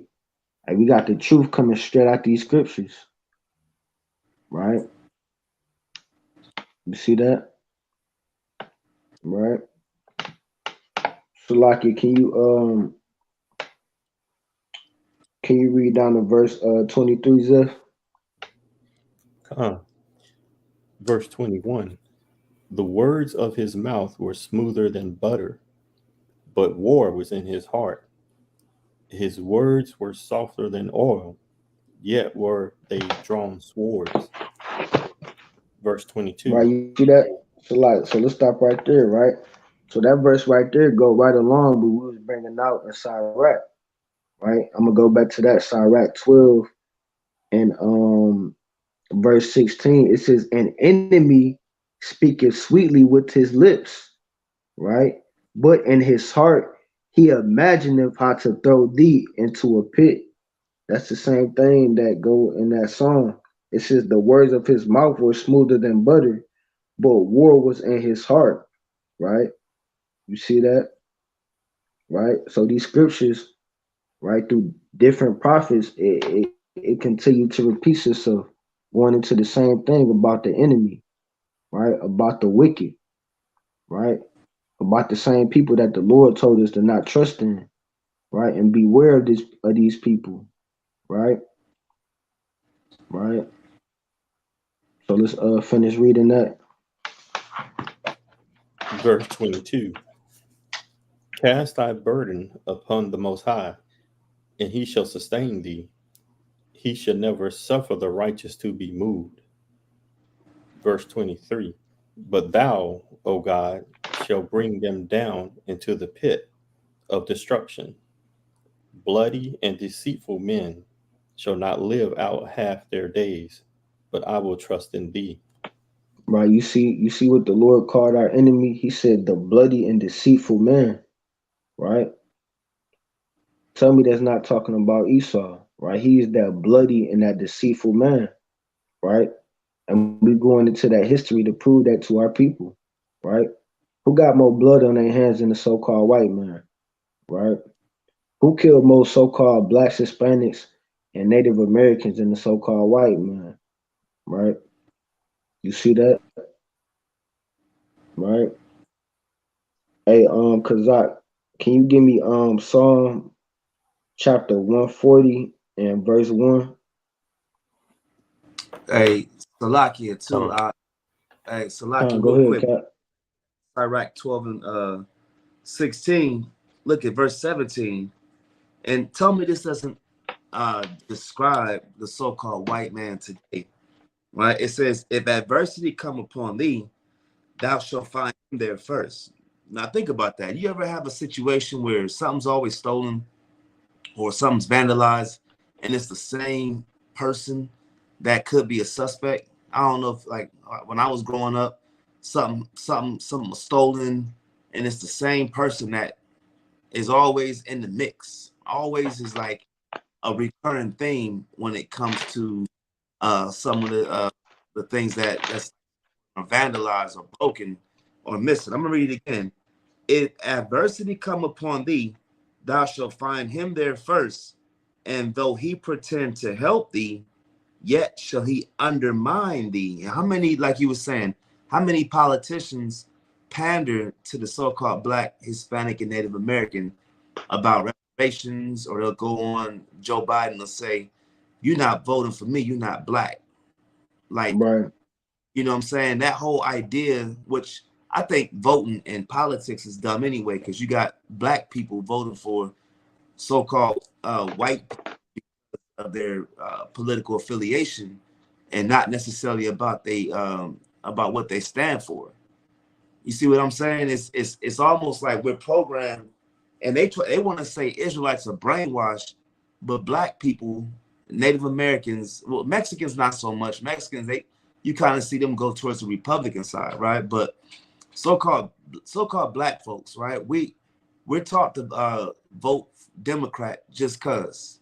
Or who's on the ballot? I don't know. Just vote for the Democrat, right? And they want to say that the Negro or us wearing fringes and teaching the words of God, they want to say that you brainwashed for just doing what God said. That's how flipped upside down this world is. We'll take the words, and that's a beautiful precept on Psalm 51, especially 21. The words of his mouth was smoother than butter, right? And we think about these peace treaties with the Gadite. Think about the peace treaty that they're making with us today. We're gonna get y'all reparations. They just in California, they had they brought up reparations, and that didn't even go through. It didn't go further than my thumb, right? Like these ideas and Black folks are always year in and year out. They gave you Barack Obama, they gave you this person, that person, year in year out. What are we doing? We waiting for the next opportunity, right? And we always get the blunt end of the stick, right? And this is how you know we're talking about Edomites. I'm gonna give it right back to you. This is First Maccabees 1. I'm gonna start at verse 29. And after 2 years fully expired, the king sent his chief collector of tribute unto the cities of Judah, who came unto Jerusalem with a great multitude, and spake peaceable words unto them. Think about that, right? These other nations, especially the so-called Greek, who is the Edomite, and spake peaceable words unto them, but all was deceit. For when they had given him credence, he fell suddenly upon the city and smote it very sore and destroyed much people of Israel, right? And we fall for the same trick year in and year out, decade, century, millennia. This is from going back to the Psalms, going back to the times of the Judges, right? Going back to the times of Genesis, where Esau said, I will slay my brother Jacob, right? We were fighting in the womb of our mother, and then we came out and it was still war, right? It said he fell suddenly upon the city and smote it very sore and destroyed much of the people of Israel. And when he had taken the spoils of the city, he set it on fire and pulled down the houses. What does that sound like? Where they set the cities on fire. Why is it, and this is just me, I don't know if anybody else believes what I'm about to say, but when we have these protests and the cities be set on fire in Baltimore, or when you ever go to certain parts of, especially in North America, United States, what do we do when one of our brothers gets shot? One of our sisters gets shot? We go out there and protest in our neighborhood, but then we start setting the city on fire. That's what they tell us. But my interpretation on how I look at it, it just don't make sense for Negroes to set the cities on fire without it being a catalyst of these undercover provocateurs that'll set the city on fire, bust the windows, destroy the city. It's been the theme or the spirit of Esau going back to the time of the Maccabees, right? Where they set the city on fire. Where we at? I'm about to clean it up right here, but finish it out for you. And pulled down the houses and walls thereof on every side. And that's Esau's MO, right? Look at Palestine today. They're finding ways to destroy the city. When you destroy houses and buildings, go to Baltimore, and you can't tell, like, it demoralizes the people when you have a big hole in the ceiling and people live there, right? Go to some of these places in Houston, right, or in New Orleans or Detroit, Michigan. The list goes on and on. These hoods where it's rubble. It looks like a third world country, and people gotta grow up, and that's their neighborhood, that's their environment that they live in, and it demoralizes the people there, seeing a visual representation of your neighborhood, versus when you go to certain parts of the Americas, Beverly Hills, or certain parts in Wake Forest, and here in North Carolina, certain parts in Miami, right, where it's real nice, clean grass, no trash on the concrete. These things are visual and they just demoralize and they discourage our people, which puts that spirit of negativity on our people, right?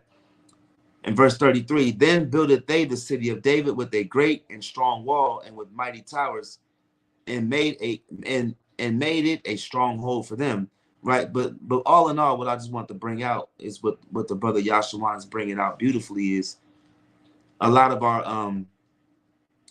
our people just going in the name of, you know, Thanksgiving. You go to some of these reservations, right? It's demoralizing. It's no funding, no real infrastructure, right? No resources, and they expect people to live in there and just be happy that they're American citizens, right? And that's what we going against as a nation of people. I'm gonna end it right there. Some beautiful points by the captain once again, right? Going into this history, right? So the last part I wanted to go into for this lesson, and like I said, these things we go over every year, you know, this time of year, during Thanksgiving and all these different holidays. But I'm gonna go into this last part about the Pequot War, right? So I'm gonna read this last paragraph in this book. Hey Ephraim, can you pull up that next video I sent you? Khan. The one with the Elder Gadite brother. And I'm gonna read this real quick. So this going into the Pequot War, right? It says the only Native American Indians who attended the Pilgrims' Thanksgiving in 1637 were those Pequots taken captive during a very violent raid that preceded it. On May 26, 1637, at least 700 of the tribe's estimated 8,000 members were slaughtered by Caucasian English settlers from 4 colonies and their native allies. This became known as the Pequot Massacre. Bloodshed was the most consistent theme of the first Thanksgiving in the New World, right? You see that? I'm going to jump down. It says, those who survived the attacks were sold into slavery, right? And with hundreds, if not thousands, of Pequots slaughtered and murdered, the Governor Bradford deemed it appropriate to call for Thanksgiving, right? And get this part. It says to celebrate their victory. You see that? Celebrate their victory, not our victory, their victory, right? You see that? So it's time for our people, the so-called Blacks, Hispanics, and Native Americans, to wake up, right? Why are we celebrating their victory, right? And like the captain was going into the book of Maccabees, and during the time of the Maccabees, we were celebrating our victory, right? Our victory over the Greeks, right? Going into the Feast of Dedication, right? Also known as Hanukkah, right? During the time of the Exodus, when we celebrated Passover, we celebrated our victory over the Egyptians when the Lord delivered us with a mighty hand, right? From the hand of our enemies, right? From the hand of bondage, right? But in today's world, our people so destroyed where we celebrating the victory of our enemies over our own people, right? You see that? And that goes back to the first scripture that we brought out in John 8:32. It said, "Ye shall know the truth, and the truth shall make you free." Right? Right. That's why the Lord said, even going back to the gospel, right? When you go to that Isaiah 61, the Lord told us to go out on the highways and the byways and to preach deliverance to the captives, right? But our people's minds is so backwards that we out here trying to preach deliverance to our people, right? That's held captive, but instead our people, they want to celebrate the days where they were taken captive. You see that? Our people literally celebrate the days where we were being taken captive, right? So I'm gonna read this last part.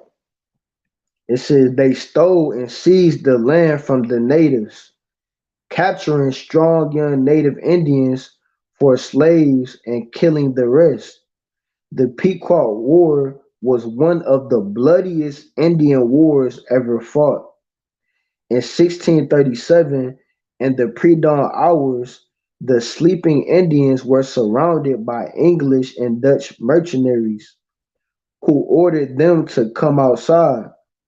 Those who came out were shot or clubbed to death, while the terrified women and children who huddled inside their houses were burned alive." Right? You see that? Right? So, hey, Kazak, you still got that Psalm 140 verse 1? God, King. And Ephraim, real quick, can you pull up John 10 and 10?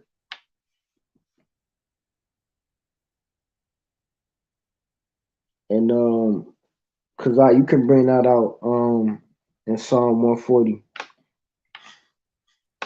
God, this is the book of Psalm, chapter 140, verse 1. It says, "Deliver me, O Yahawah, from the evil man. Preserve me from the violent man." Right. So during this time, hey, this is a prayer that all Israel should be praying for. Right. While our enemies celebrating the day where they were victorious over our people from rape, robbing, and murdering our people, we need to pray to the Lord and ask Him to deliver us from the hand of the evil man. Right. And we want to be the true service of the Lord. We want to be delivered from the hand of this evil man. Only an evil man would do something like this, right? Murder millions of our people, men, women, and children, and still celebrate these customs in 2023. But these same people claim that they feel sorry about what their forefathers did to our people, while they continue to celebrate the holidays where their forefathers was murdering our people, right? And so we want to be delivered from the hand of this evil and this violent man, right? Let's read verse 2. Verse 2. It says, "Which imagine mischiefs in their heart. Continually are they gathered together for war." Right, you see that? And the Most High God described our enemy. The Most High God described the children of Edom to a T, right? When we read in Psalm 55, he said this is a bloody and deceitful man, right? In Psalm 140, it said he is an evil man. He is a violent man, right? It says continually is he gathered together for war. You can't tell me that's not talking about Esau, right? Who's more violent? Who's more bloody? Right? Who's continually gathering together for war more than the so-called white man? Right? And we were literally going into the history, right? I'm gonna read that part again. It says they stole and seized the land from the natives, right? Capturing strong young native Indians for slaves and killing the rest, right? So if you want to be delivered from the hand of these people, right? You see that? Right? So Ephraim, you got that John 10 and 10? Huh. All right, let me get there real quick.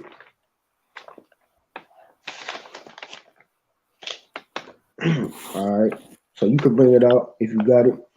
Con. The book of John, chapter 10 and verse 10. The thief cometh not but for to steal and to kill and to destroy. Right, so let's I stop am right there. Right, so hey, our people need to wake up. You need to realize that these other nations, chiefly the so-called white man, right, who are the Edomites according to the Bible, these people are not your friends, right? They're not your companions, right? They was never put on this earth, right, to rule over you, right? Like the cat brought out earlier, the Lord put these people on the earth to be the sword, right? To destroy our people, right? So the Lord said, the thief cometh not but for to steal and to kill and to destroy. That's his whole job and his whole purpose on this earth is to steal, kill, and destroy, right? And that's evident through the history that we bringing out, right? Right? Even if you don't believe in the Bible, right? You can deny the Bible all you want, but you can't deny this history, nope. right?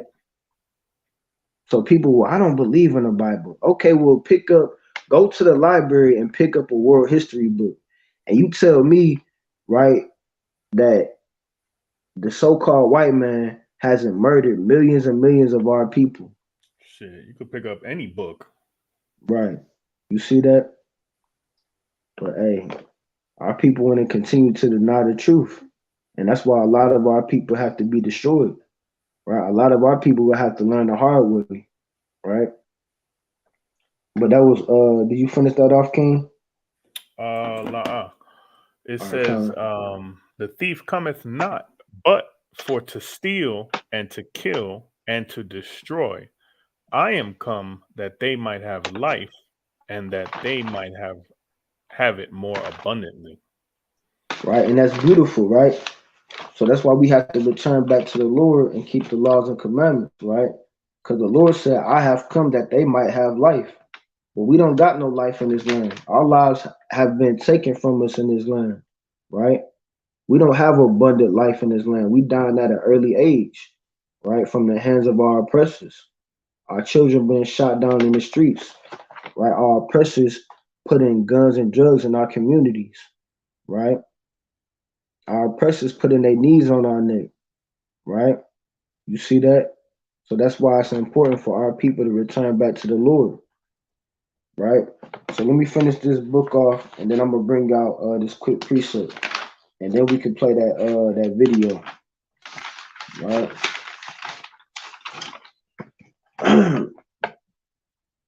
So it says, those who came out were shot or clubbed to death, while the terrified women and children who huddled inside their hut houses were burned alive. The next day, the governor of Massachusetts Bay Colony declared a day of Thanksgiving. You see that? Because 700 unarmed men and women and children had been murdered, right? So they declared a day of Thanksgiving because 700 unarmed men, women, and children had been murdered, right? You see that? And that's the day our people celebrating even into this very day, right? We celebrating the day where our people were unjustly murdered, right? So let me bring this out real quick. Right? Because you still got a lot of our people that might say, well, it was our fault, right? And you're right, it is our fault. We the ones that broke God's commandments, right? Right? The Lord put curses on our people, and He allowed our enemies and these other nations to rule over us because we were disobedient to His commandments, right? Like the cat was bringing out, hey, Esau is the sword, right? The Lord used Esau to punish our people, right? But He didn't have to go that far, right? He didn't have to do all that, right? He didn't have to butt break our men during slavery, right? He didn't have to rape our women. He didn't have to burn our children alive, right? You see that? So let me bring this out real quick, right? This the book of Zechariah, chapter 1 and verse 15. It says, I am very sore displeased with the heathen that are at ease, right? For I was but a little displeased, and they helped for the affliction, right? You see that? So the Lord said he was but a little displeased, right? But the heathens, they forward our affliction, right? Like I said, it's one thing to put us into captivity, right? It's one thing to have us in bondage, but it's another thing to go to the extent that these people did. They didn't have to do the things that they did to our people, right? They didn't have to butt break our people, right? Rape our women and burn our children alive, feed our children to alligators. That's taking it too far, right? The Lord said they did too much. They took it too far. The Lord said he gave them an inch and they took a mile, right? So that's why these people have to be punished, right? Because you got those of our people, we the ones that broke God's commandments. Yeah, you're right. We did break the commandments, right?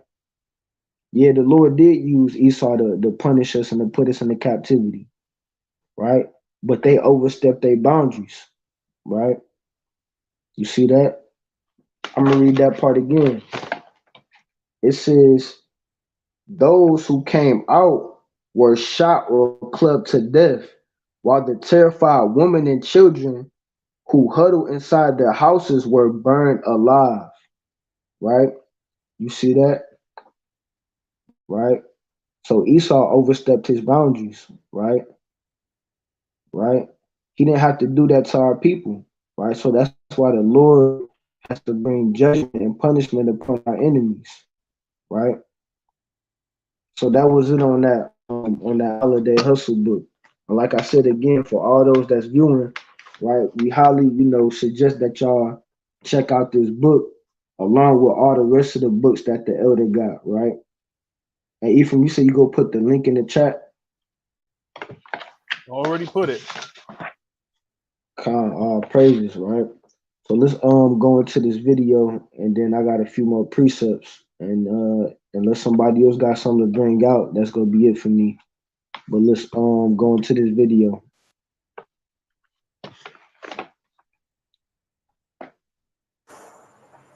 One of the stories you talked about was of the Native American being over 10 million at one point, now to less than 1 million.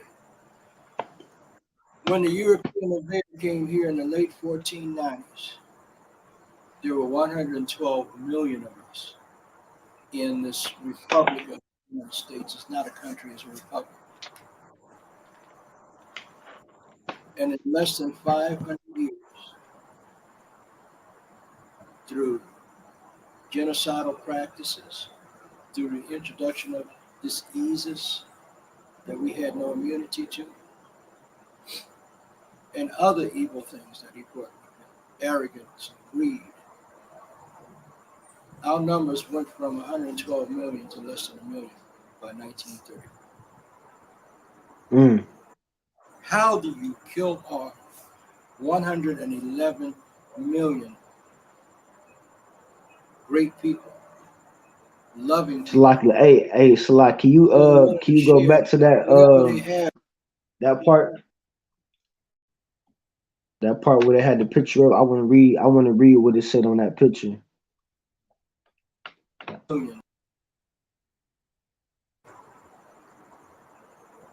How do you kill off 111 million? Yeah, let's stop right here. Great people, loving people.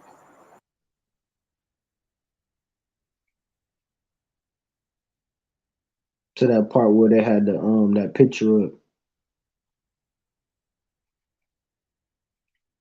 Right.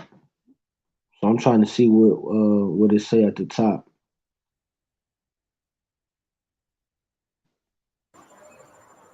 Great people, loving 111 million.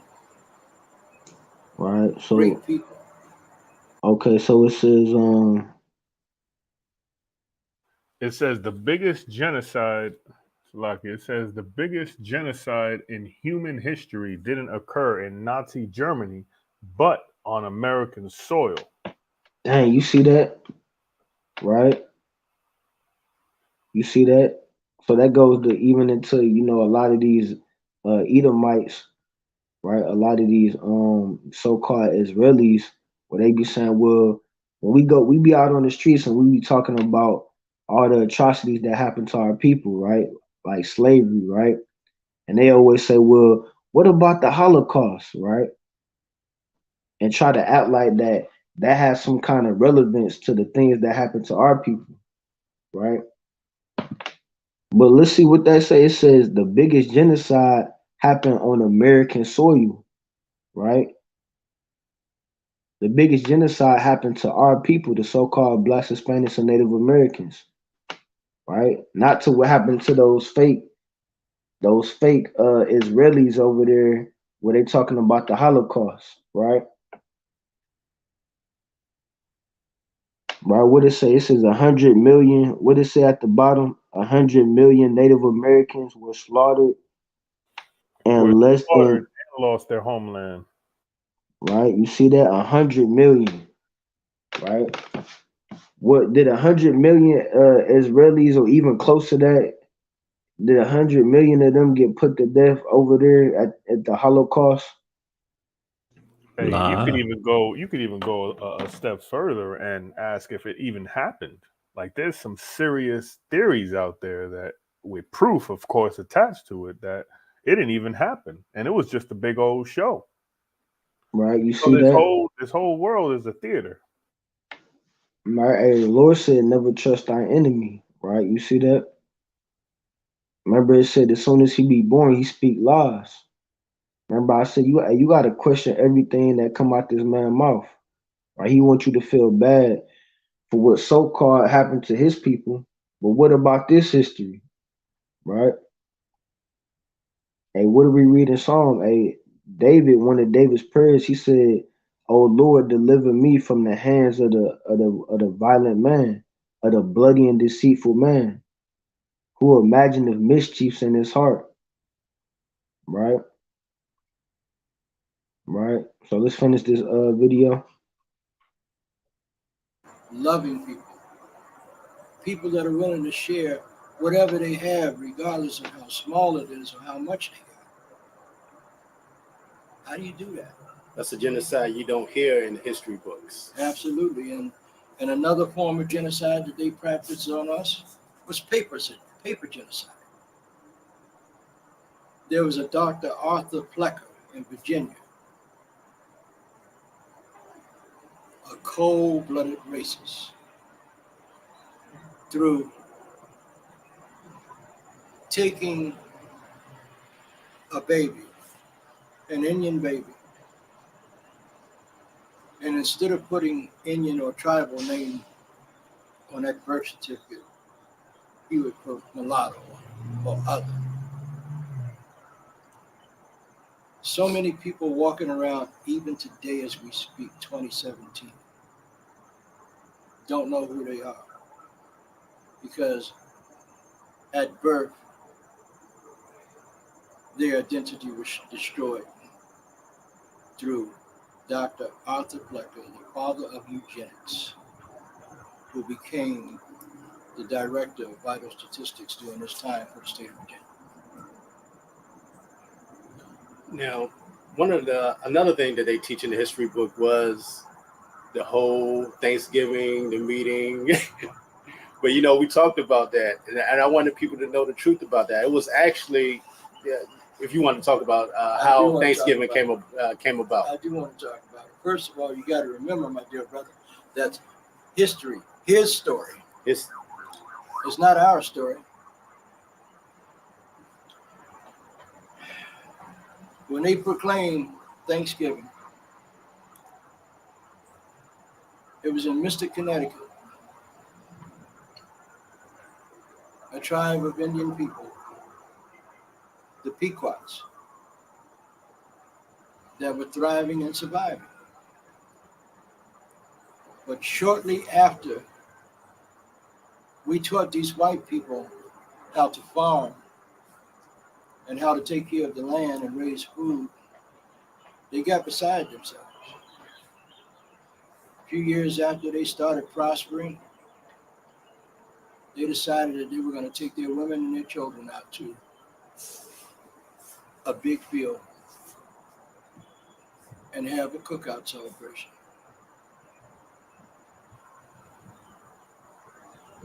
No Indians brought deer. There was never a Thanksgiving dinner with them, according to what they say. Not Hey, here. Salakia, and The he celebration of Thanksgiving. going into the history that we just read about in that book, going into the Pequot Wars, right? He bringing out the same history that we just went into, right? Hey, Salakia, hey, Kazak, can you give me the book of Amos, chapter 1 and verse 11, Baba Kashar? Okay. And hey Zeph, can you give me Obadiah 1 and 6? Con. And Shalak, you still there, Shalak? Con.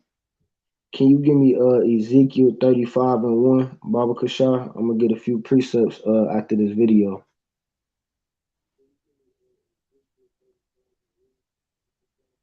All right, Ephraim, you can finish the video. Thanksgiving was the men walked off from their families and went further north into Mystic, Connecticut, and he murdered these Pequot Indian children, elders, women, and men. Got them in the enclosure of their habitat. They had built forts, per se, but that was only for the protection of their people. And they trapped them in where they couldn't get out, and they set it on fire, and they burned them to death. Then they came back.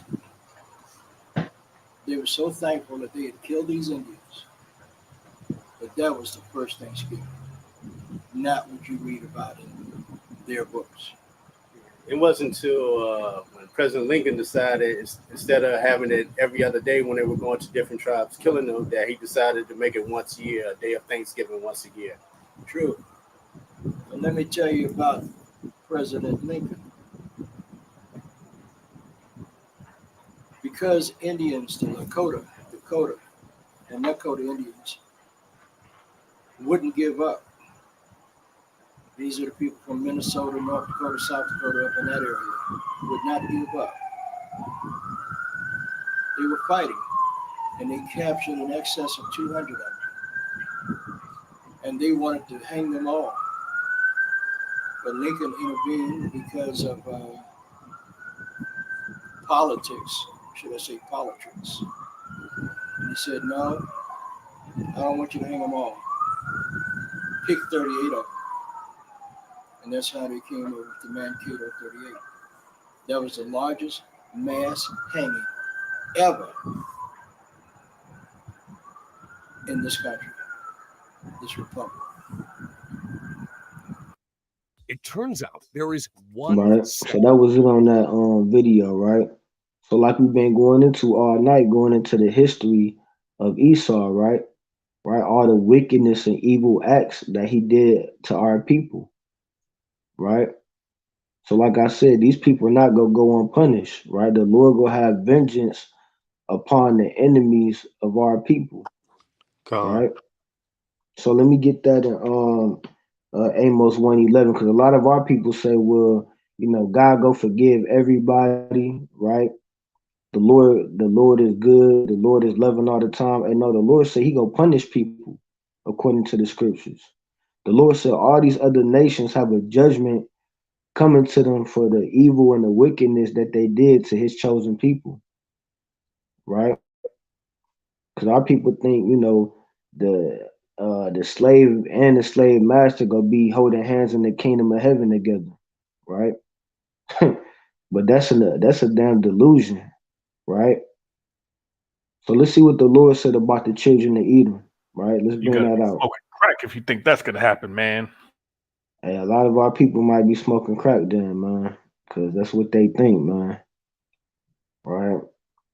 So let's bring that out, Amos 1:11. Con. This is the book of Amos, chapter 1, verse 11. It says, "Thus saith Yahweh, for 3 transgressions of Edom, and for 4, I will not turn away the punishment thereof." Right? So the Lord said he not gonna turn away the punishment thereof. Right? Have these people ever been punished for what they did to our people? Has the so-called white man ever been punished for what he did to the so-called Native Americans? Or is he still living lavish in his land? The land that he stole from our people, right? So people want to say, well, in the New Testament, Jesus died for all, so we all go get the kingdom of heaven. No, the Lord said these people got to be punished. And these people punishment haven't happened yet, right? But it's soon to come, right? Lord willing, right? So let's finish reading. Because he did pursue his brother with the sword. Right? You see that? They pursued their brother with the sword, right? Like the cat was going into earlier, that Genesis 27. Hey, Esau said, I'm going to slay my brother Jacob, right? And that's what you see all throughout history. You see Esau slaying his brother Jacob, right? Slaying the so-called blacks, Hispanics, and Native Americans, right? Read on. And did cast off all pity, and his anger did tear perpetually, and he kept his wrath forever. Right, you see that he kept his wrath forever, right? Going into the history, even that Gadite elder that they was interviewing, right? Going into that same history that we went into about the Pequot massacre, right? When Esau murdered our women and our children and stole our land from us, right? Right. So the Lord said he not gonna turn away the punishment, right? So these people have to be punished, right? And if you were so-called Black, Hispanic, or Native American, and you love to partake in the holidays where our people was being murdered, and you gonna be punished right along with them, right? Thus saith the Lord, right? So, hey, Kazak, can you give me the book of Micah, chapter 2 and verse 1, right? Okay. And let me let's bring that out in Obadiah 1 and 6. This is the book of Obadiah, verse 6. How are the things of Esau searched out? How are his hidden things sought up? Right, you see that? So Esau tried to hide his own history, right? He tried to deceive our people, deceive our children by teaching us lies in the school system, right? Teaching our children that they came together and had a peaceful feast day with our ancestors, but really he raped, robbed, and murdered our ancestors and stole their land from them, right? So the Lord put the spirit in his true servants in these last days to proclaim the truth about the history about the so-called white man, right? So let's read verse 7. Verse 7. All the men of thy confederacy have brought thee even to the border. The men that were at peace with thee have deceived thee and prevailed against thee. Right, you can't, Salaki, you can't make that up. And we just brought that history out about the peace treaties, right? It said the men that were at peace with thee have deceived thee, right? So they pretended like they was at peace with us, and then they deceived our people and broke hundreds of treaties with the so-called Native Americans. And it said, and prevailed against thee, right? So that's what this so-called Thanksgiving is all about. This is about their victory, right? Them prevailing over our people, right? So this finish verse 7, and then that's gonna be it. God. They that eat thy bread have laid a wound under thee. There is none understanding in him. Right. So that was it on that, right? So who had that Ezekiel 35 and 1? Khan, I got that. Khan and Ephraim, can you pull up can you give me Habakkuk 2 and 4?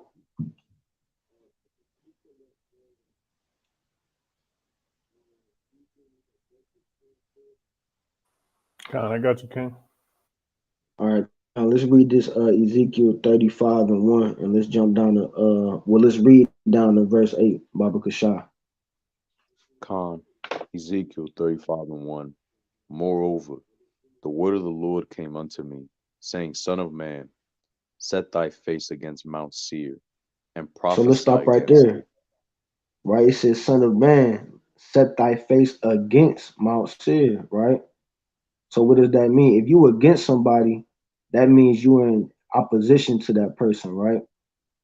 Right? So the Lord says, set thy face against Mount Seir. Who is Mount Seir, right? When you go back to Genesis 36 and 8, it says, thus dwelt Esau in Mount Seir, right? Esau is Edom, right? So when it says set thy face against Mount Seir, that's talking about the children of Edom, right? So the Lord told us to set our face against this certain nation, right? So let's read on. And say unto it, Thus saith the Lord God, Behold, O Mount Seir, I am against thee, and I will stretch out mine hand against thee, and I will make thee most desolate. I will lay thy cities waste, and thou shalt be desolate, and thou shalt know that I am the Lord, because thou hast had a perpetual hatred, and hast shed the blood of the children of Israel by the force of the sword in the time of their calamity. So In the Laki, time, let's stop right there. So he says, because they have shed the blood of the children of Israel, right? And we just pulled up the history, right? Shedding the blood, it said over 100 million so-called Native Americans, right?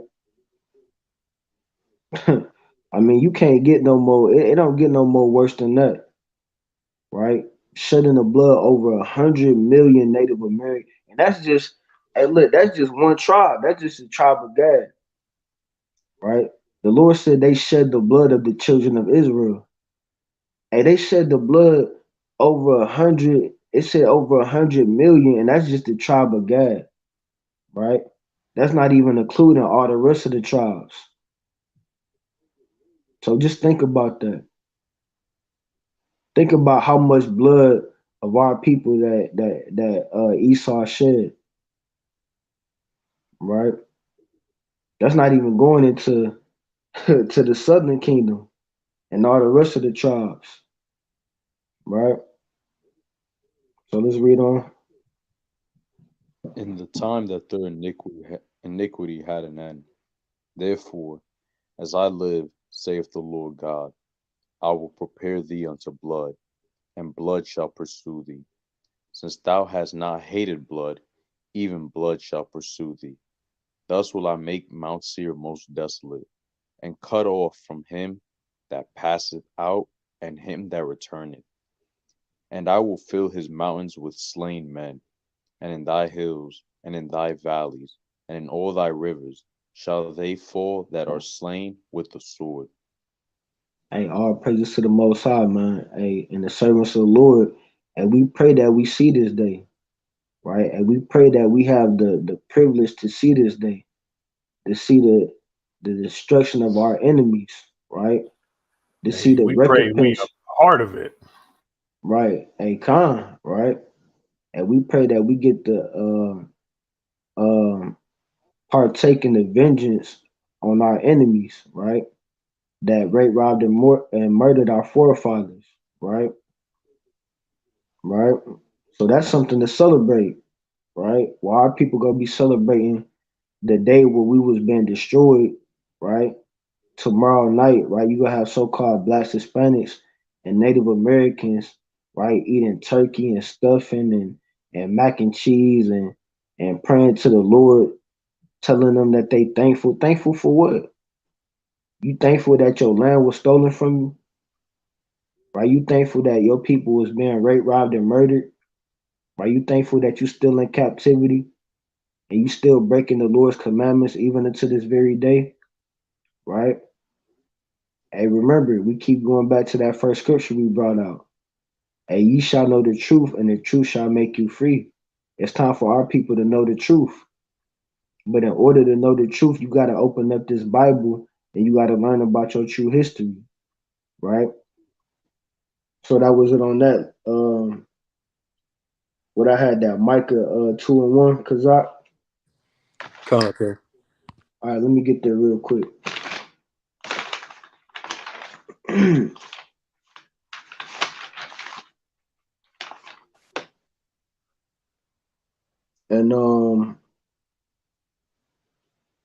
Zeph, can you give me Amos 5 and 21?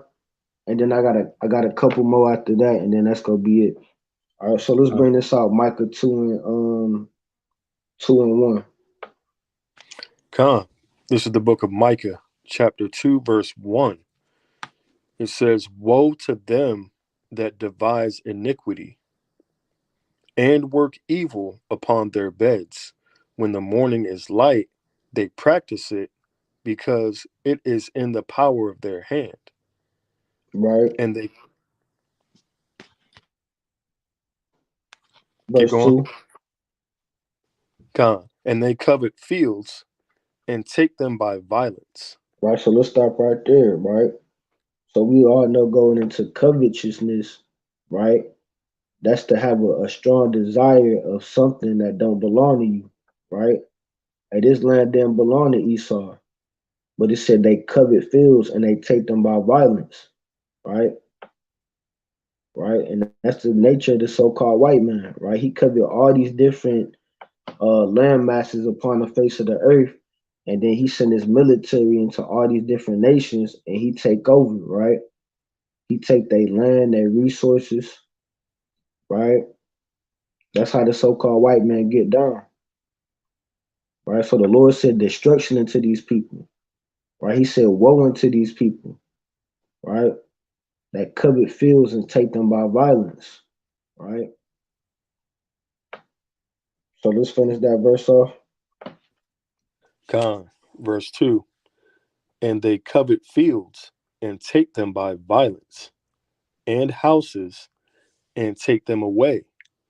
So they oppress a man and his house, even a man and his heritage. Right, you see that? And you can't make this up. Like I said, you can't tell me that the Lord then described these people to a T in these scriptures. He said they oppress a man and his house, even a man and his heritage, right? What happened when we go out there on the streets and proclaim that we the true Jews and the true Israelites of the Bible? Oh, now we so called we anti-Semitic, right? Yeah, we anti-Semitic because we proclaiming our true heritage, right? We proclaiming that we are the ones that fit the curses in the description in the Bible, right? But they want to call us anti-Semitic, right? So these people stole our land, they stole our language, they stole our heritage, they stole our identity, right? So the Lord said, woe unto these people, right? That covet fields and take them by violence, that oppress us, that stole everything from us, and have yet to give it back even to this very day, right? So let's get that Habakkuk 2 and 4. And Kazak, can you give me Ecclesiastes 7 and 1? Hold on, let me get there real quick, Ethan. Hey man, it's on the screen. All right, Khan, I got it. Habakkuk 2 and 4. The book of Habakkuk, chapter 2 and verse 4. It said, "Behold, his soul, which is lifted up, is not upright in him, but the just shall live by his faith." Right, you see that? The Lord said the soul of the so-called white man is not lifted up upright in him, right? And we just brought out that history, right? What kind of sick and twisted man will burn women and children, right? Will feed children to alligators, right? What kind of sick and twisted man will butt break a grown man, right? And the Lord said these people, they spirits is not upright in them. The Lord said these people are estranged from the womb, right? You see that? So let's read verse 5. It says, "Yea, also because he transgresseth by wine, he is a proud man, Right? You see that? Neither He is a proud man. You can't tell me that's not talking about Esau. the Right? Proud Boys. Right? The proud, that's a good point. The Proud Boys. Who call themselves the Proud Boys? Is that a is Yeehaw. that a is that an organization of so-called black people? Hell no, that's an organization of Esau, the so-called white man, right? Everything is proud. You got the Proud Boys, you got gay pride, right? How powerful do you have to be to steal this land and then not give it back and not give back the reparations to the people that you stole from, right? You see that? So let's jump down to verse 12. Verse 12. It says, "Woe to him that buildeth a town with blood, and established a city by iniquity."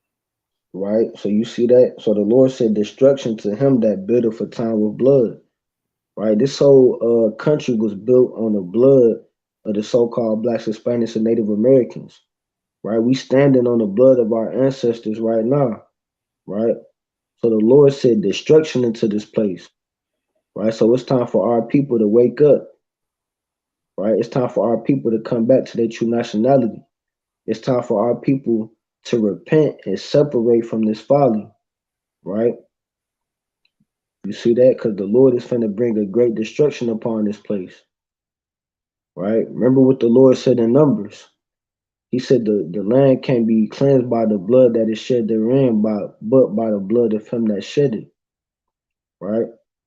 So these people shed our blood, and it's gonna come a time when their blood gonna have to be shed. Right? Thus saith the Lord. Right? So let me get that Amos 5:21. And Kazak, you got that Ecclesiastes 7:1. God, King. And Ephraim, can you give me the book of Esther, chapter 3, verse 13? All right. I'm ready for that Amos 5:21. Come. Amos 5:21. I despise your feast days, and I will not smell in your solemn assemblies. Verse Let's read 22. down to verse 23. Come. Though ye offer me burnt offerings and your meat offerings, I will not accept them, neither will I regard the peace offerings of your fat beasts. Right, so let's stop right there. Right, so that goes to show you that the Lord is not dealing with these modern day holidays that our people celebrate. Right, right. So our people gonna be praying to the Lord tomorrow, talking about, "Oh Lord, I'm thankful for this and I'm thankful for that."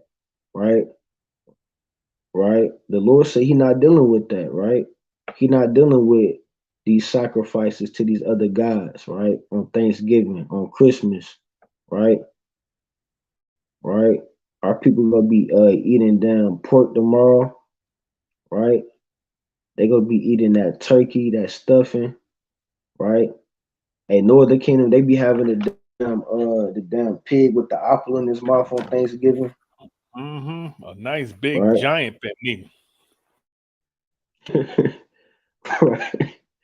I mean, that's madness, man. The Lord said He not dealing with that, right? So let's read verse 23. Verse 23. Take thou away from me the noise of thy songs, for I will not hear the melody of thy vows. Right. So you see that the Lord said He not dealing with that, right? Because our people gonna rejoice, they gonna be rejoicing tomorrow, right? Partaking after the ways of the heathens, right? They gonna be slicing up that pork, right? They gonna be eating that damn stuffing, right? They gonna be pouring gravy all on the turkey, right? They gonna be getting drunk and smoking weed and getting lit, right? And the Lord say He not dealing with that, right? When in the scriptures in Leviticus 23 did the Lord tell the Israelites to celebrate Thanksgiving, right? You're not gonna see that in there. But you got all our people that claim that they Christians, right? But not keeping that one high holy day that's in the Bible, right? But they taking all the so-called holidays that the heathens keep, right? So the Lord said He not dealing with these feast days, right? So let me get that Ecclesiastes 7:1, and can you read down to verse 7, Baba Kushar? Khan, can you let me know when you're ready? Khan, I'm ready. It's the book of Ecclesiastes, chapter 7 from the top. It says, a good name is better than precious ointment, and the day of death than the day of one's birth. It is better to go to the house of mourning than to go to the house of feasting. Right, so let's stop right there. The Lord said it's better to go into the house of mourning, right? Hey, if you a so-called Black, Hispanic, or Native American, during these times, you should be in the house of mourning. This is a time of mourning for our people, and we just brought it out in that history, right? This is a time where our people was being slaughtered, where our people was being murdered, right? Where our people land was stolen from them, right? But all our people want to do, like I said, our people just want a day where they could turn up, right? Where they could get drunk and get high, right? They can have a damn cookout. That's all our people want to do, right? Our people don't take nothing serious no more. Our people don't read their own history. Our people don't read books. Our people have no wisdom, no knowledge, right? They just willingly go after the ways of the other nations, right? But during this time, the servants of the Lord, we go be in the house of mourning, right? This is a day of mourning for our people. This is a day where our enemies were victorious over us because we transgressed the laws of the Lord, right? So let's read on.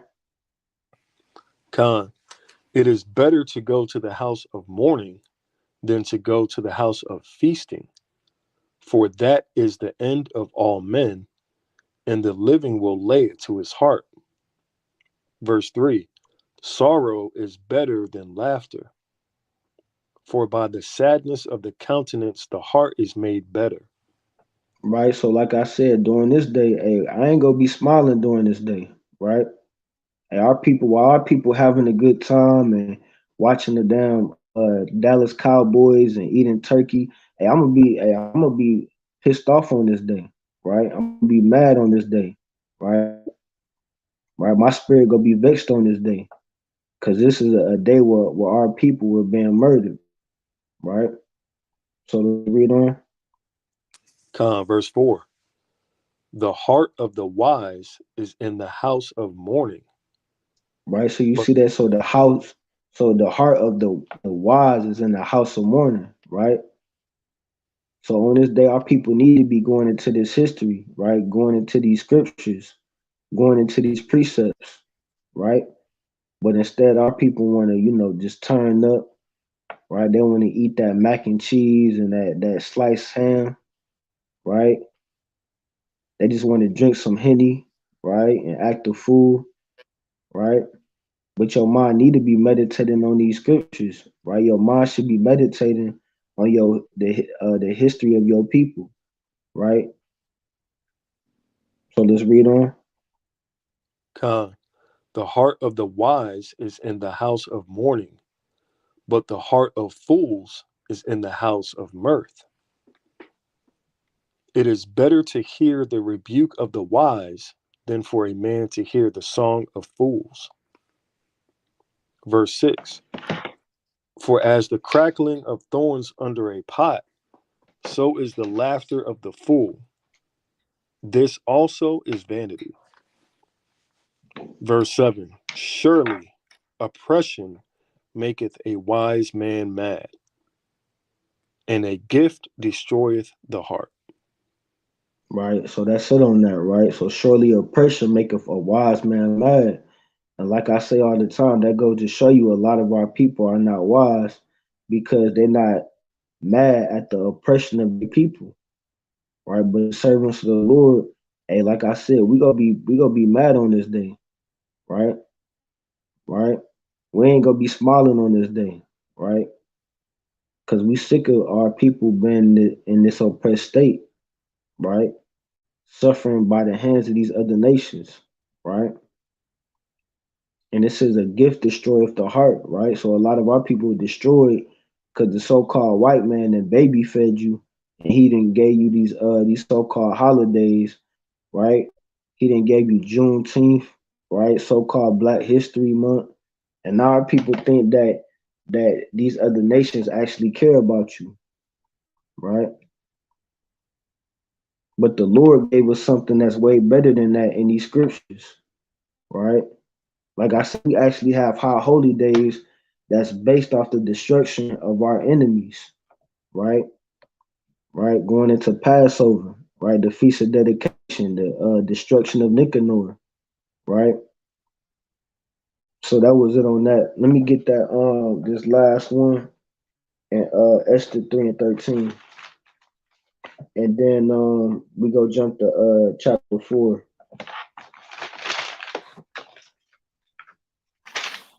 Con.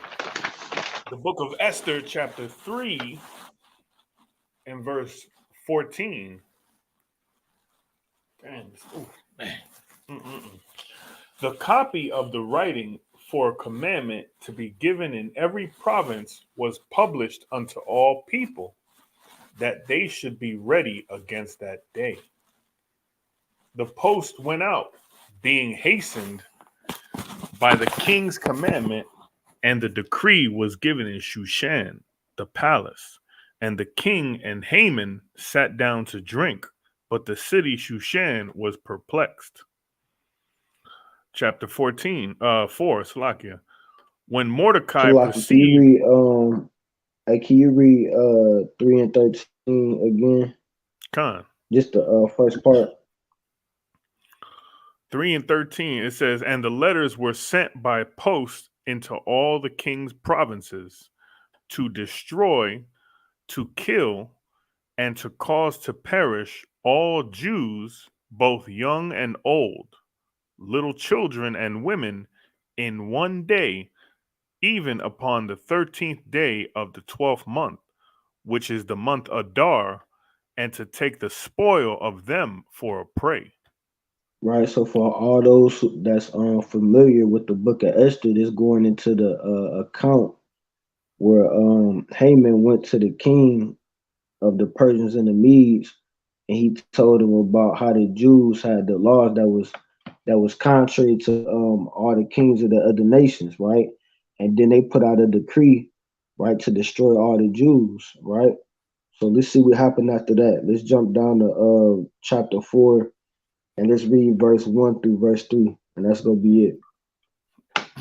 Chapter 4, verse 1. It says, when Mordecai perceived all that was done, Mordecai rent his clothes and put on sackcloth with ashes, and went out into the midst of the city and cried with a loud and bitter cry, and came even before the king's gate, for none might enter into the king's gate clothed with sackcloth. And in every province whithersoever the king's commandment and his decree came, there was great mourning among the Jews, and fasting, and weeping, and wailing, and many lay in sackcloth and ashes. So Right. Esther's So maids... that was it on that. So Con. one of the things I like to do on this day, right, is to fast on this day, right? Because going into our history, like it just showed you, a lot of times where our people was going through trials and tribulations, we would fast as a nation and we would cry unto the Lord, right? So one of the things, that I like to do ever since I came in the truth, for so-called Thanksgiving, I like to do a fast on this day, right? Going into, the rape, rob, and murder of our ancestors, right? So on this day, right, hey, I encourage all Israel, right, to fast on this day, right? If you can, right, to do a fast as a nation, right, and pray unto the Lord and ask Him to deliver us from this destruction, right? Because, like I said, this is a day where they glorify the destruction of our people, right? The rape, rob, and murder of our people, right? Right. So, like I said, hey, we encourage all the brothers and sisters, if you in this truth, man, to fast on this day, right? If you can, right? So while all the rest of our people turning up and they getting drunk and they eating all these abominable foods, and we gonna be fasting on this day, right? Right? We gonna be mourning and we gonna be weeping on this day, right? Right? A day where they glorify the destruction of our people, right? But hey, that was it on that. If anybody else had something else they wanted to bring out, y'all can bring it out. But if not, we can close up. Hey, real quick, I ain't gonna be too long. Now that was good. Real good, and it was really good edification. And also when it comes to what the brother was saying, if you are identified as an Israelite, you identify as being someone the truth, right? Regardless if you're in the camp or if you're not in the camp, if you're looking for a camp, but you still this word resonates with you. We highly encourage brothers and sisters, if you're able to partake in a fast, right? And really, for mourning, right? Put on this morning as we commemorate, our Gadite brothers and sisters for a day like what's going to take place tomorrow. Real quick, we got any readers available, Zeph or Kazak? Khan. Kazak, give me Deuteronomy 30, right? And one of the things that I want to kind of touch on is, the things that we go through, these curses, right? And a lot of times, we look at these curses, and of course these curses, who's getting that? Because Zeph, can you give me that Deuteronomy 28 and verse 46, right? Because a lot of times people say, oh, you black Hebrew Israelites, prove to me that you're an Israelite. Prove to me where your lineage goes back to Abraham, Isaac, and Jacob. Hey, listen, what people don't understand is no one can trace any lineage back to that far back, right? No one can, right? This is all spiritual individually, but colloquially, it is talking about this Hispanic, blacks, and Native American on this side, right, on the Western Hemisphere, right? And one of the things that we need is these curses, so to speak. These curses are there's a flip side to that. There's a silver lining, so to speak, to these things that we just went through with these videos. Again, as a brother in this truth, these things really hurt my heart to see what our people, our ancestors, and it wasn't that long ago, right? 300-400 years ago is when a lot of these things took place. And even to this day, you still see a lot of the atrocities that has taken place on our people. So give me that in Deuteronomy 28:46 real quick, King.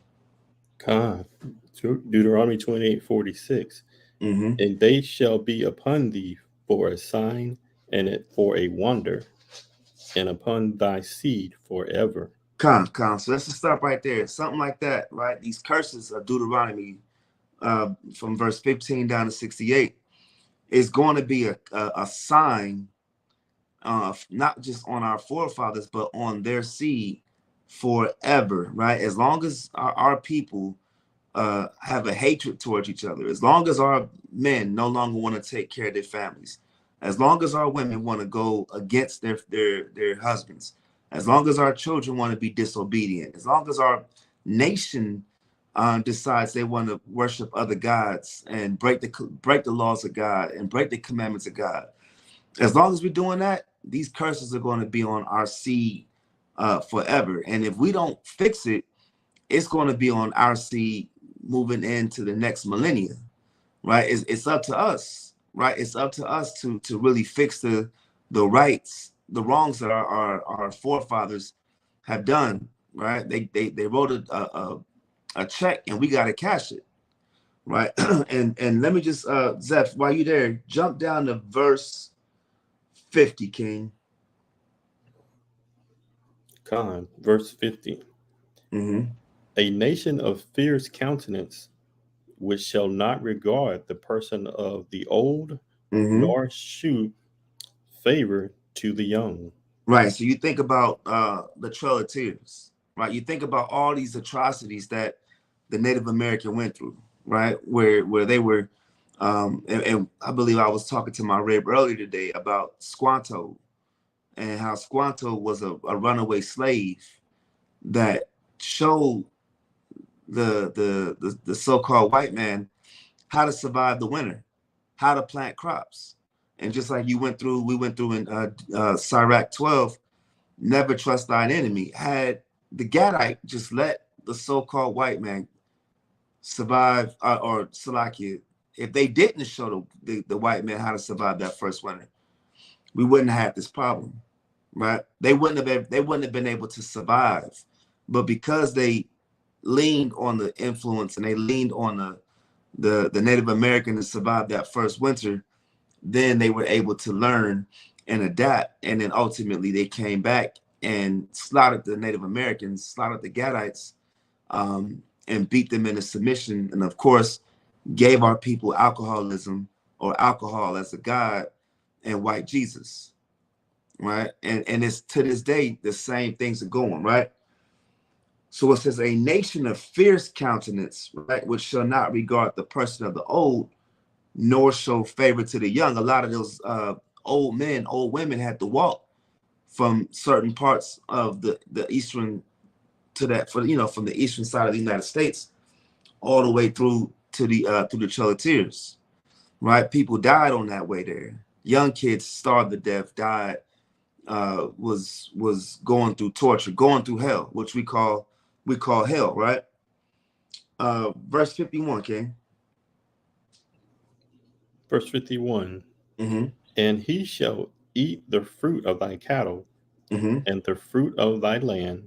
So think about corn, think about tobacco, think about cotton, think about all these crops that our people had to not only pick, cultivate, maintain, right? But that's not even the white man's crops. Read it again. And he shall eat the fruit of thy cattle. Think about the buffalo, right? What was that? Think about the buffalo, right? The actual what is another word for that? Is it a bison? Think about the right, how they initially wiped out and caused all the bison to go extinct. Think about this, right? The fruit of our cattle, right? He shall eat the fruit of thy cattle. When you destroy, like I've seen articles, documentaries about how the so-called white man would just kill the bison and kill the cattle just to kill off to starve the Native American to death. They tried every which way to kill our people, whether it was spiritually, physically, collectively, when it comes to religion, right? When it comes to culture, right? We became we're not born alcoholics, right? The so-called white man, just like how they gave the black man crack, they gave the Native American man alcohol. You see what I'm saying? And killed your food. And then, of course, you had to adjust. And the next thing you know, you're serving a white Jesus, believing in a false doctrine called Christianity. And every Sunday through Monday, you're drinking yourself halfway to death, right? Read on, Ak. And the fruit of thy land, until thou be destroyed. Read on. Which also shall not leave thee either corn. Think about the main ingredient that when you was growing up, right? I know when I was growing up, Thanksgiving was centered around not only turkey, cranberry sauce, and stuffing, but it was corn, right? Native American, the Gadite is known for how they cultivated corn, right? Come on. Wine, or oil, or the increase of thy kind, or flocks of the sheep, until he have destroyed thee. Until he have destroyed thee, right? This is how we know that what we're talking about is not only just for the so-called Negro, and the so-called Latino or Hispanic, but also for the Native American, right? Because give me that in Deuteronomy 30, right? Because people want to ask, how y'all know y'all Israelites? And I just want to bring this out real quick. And Zeph, can you get that in John 14 and verse 20? So like, yeah, John 14 and 26, I believe. You ready for that, Deuteronomy, King? Con, go ahead and bring that out. Con, is it from the top, 30 from the top? First one, Con. It's the book of Deuteronomy, chapter 30 from the top. And it shall come to pass, when all these things are come upon thee, the blessing and the curse. So we're talking about blessing. That we're talking about Deuteronomy 28, 1 through 14. And what else? The curse from 15 down to verse 68. Come on. Which I have set before thee. Mm-hmm. And thou shalt call them to mind among all the nations, whither the Lord thy God hath driven thee.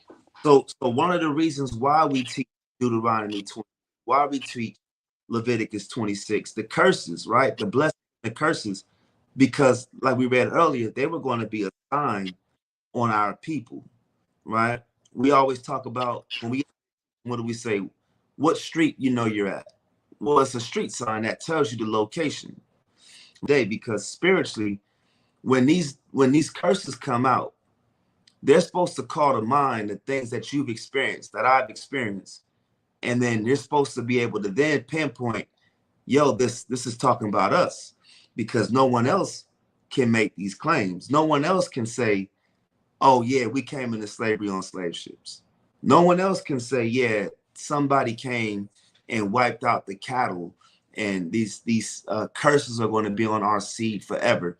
The other nations can maybe make a claim, 4 years in history, 10 years in history. We've had these curses from the time we broke the commandments up until 2023, right? And the Most High said we were going to call to mind these things in the lands that we were scattered to, in the nations we were scattered to. Get verse 2, King. Deuteronomy 30 and verse 2. Uh-huh. And shalt return unto the Lord thy God. Stop right there. How many times have we heard these curses and then say, you know what, this is about us, and then we fell into the truth? That's what it means to return to the Lord our God, to come back into the truth, to have the faith in Christ, right? To keep the commandments and endure unto the end. The 3 components you need for salvation. And we were going to be able to call these things to mind, right? Read it again, verse 2.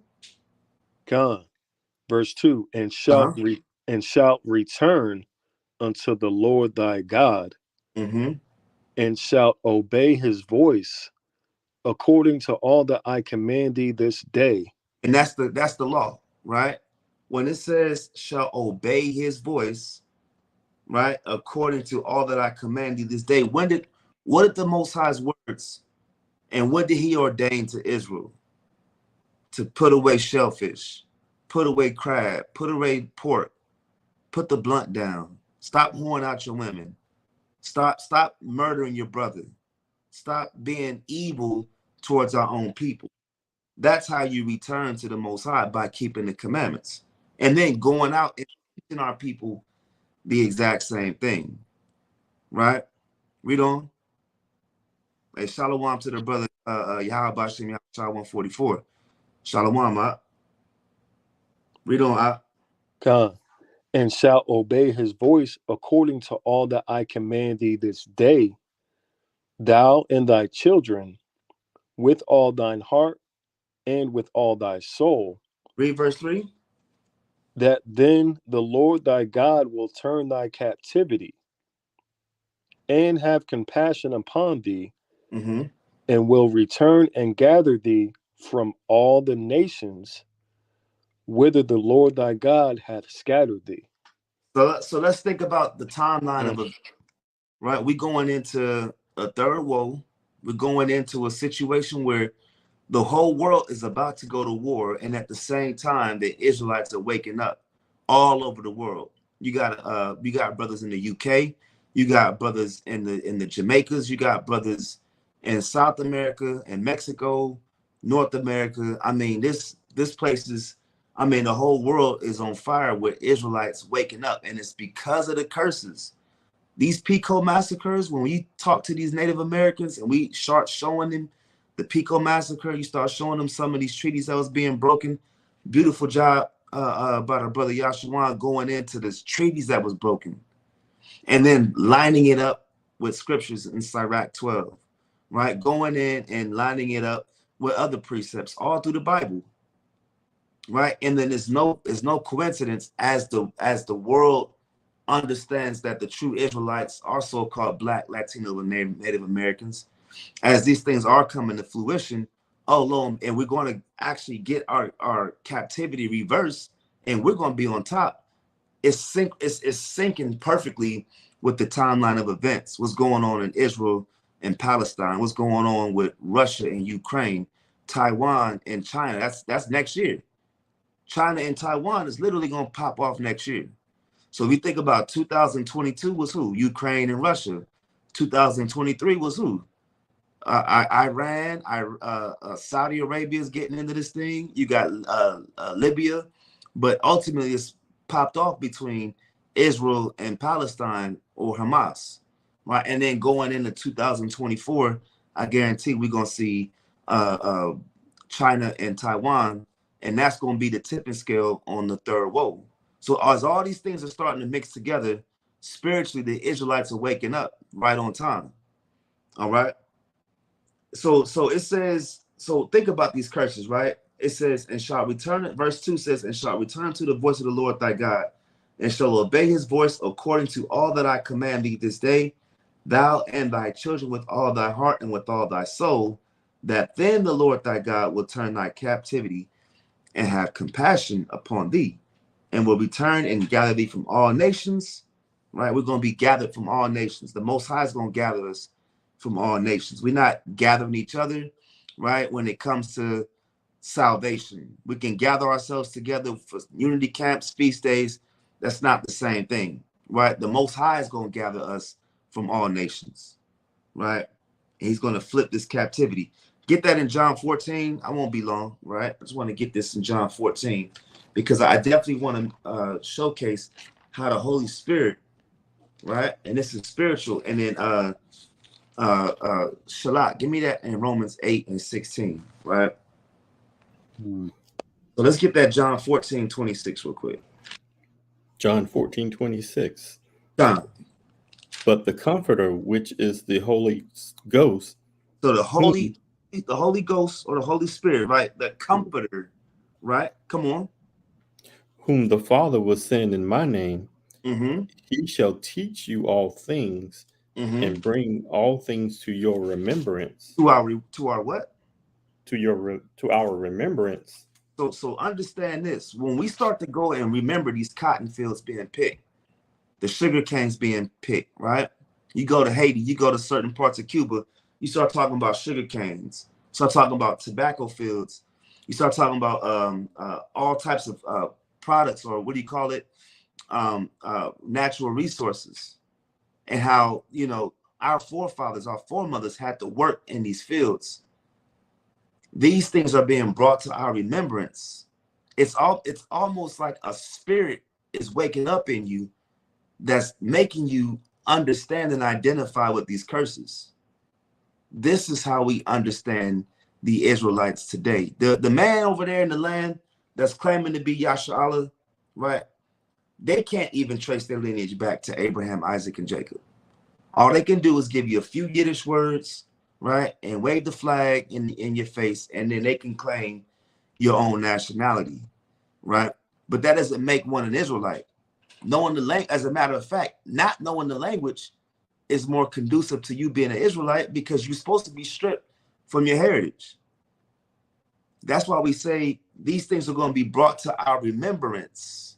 It's going to, Yahawashi was saying the Holy Spirit was going to make these curses of Deuteronomy. The Holy Spirit is going to make the curses in Leviticus 26 pop out. And then you're supposed to be like, okay, that makes sense. It wasn't until I read the curses of Deuteronomy. This for me, when I started going through them curses of Deuteronomy and was like, yep, that's me. Yep, that's me too. Yep, that's me. Or nope, I know a brother like that. I know that brother too. Yep.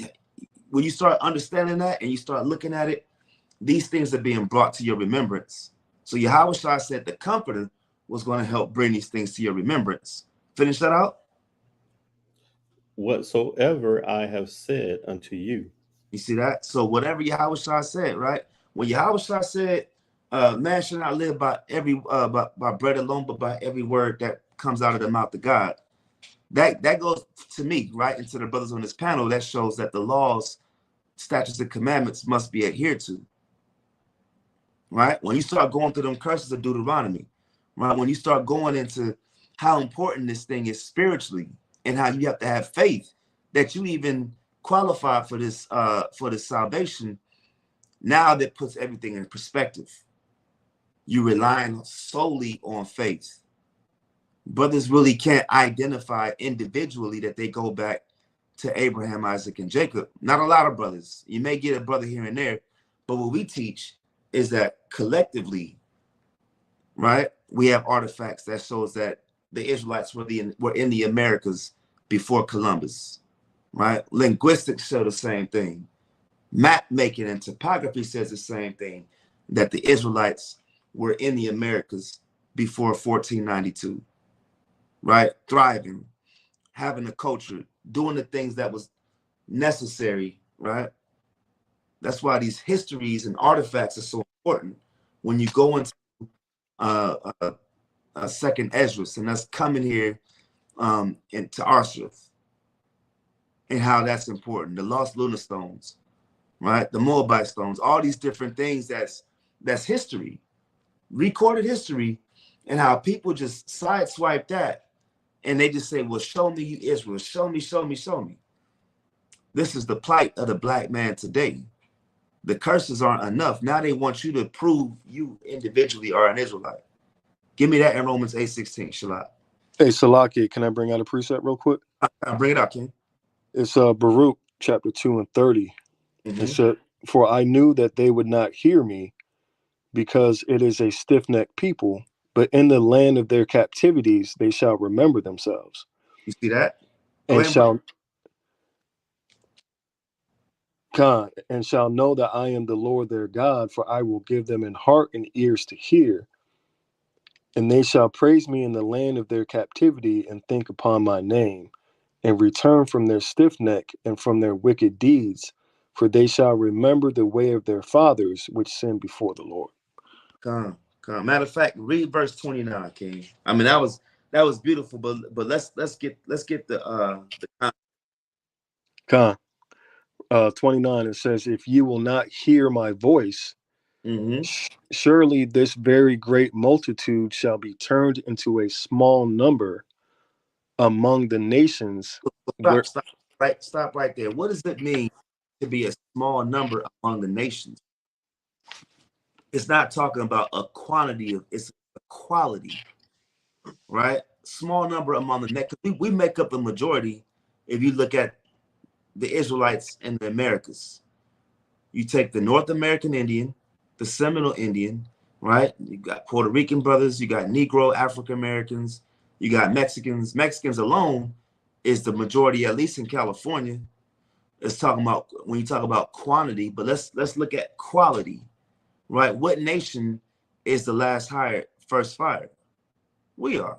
What nation goes into the prison systems, right, at a high number and is the least the least represented when it comes to like we said, the UN?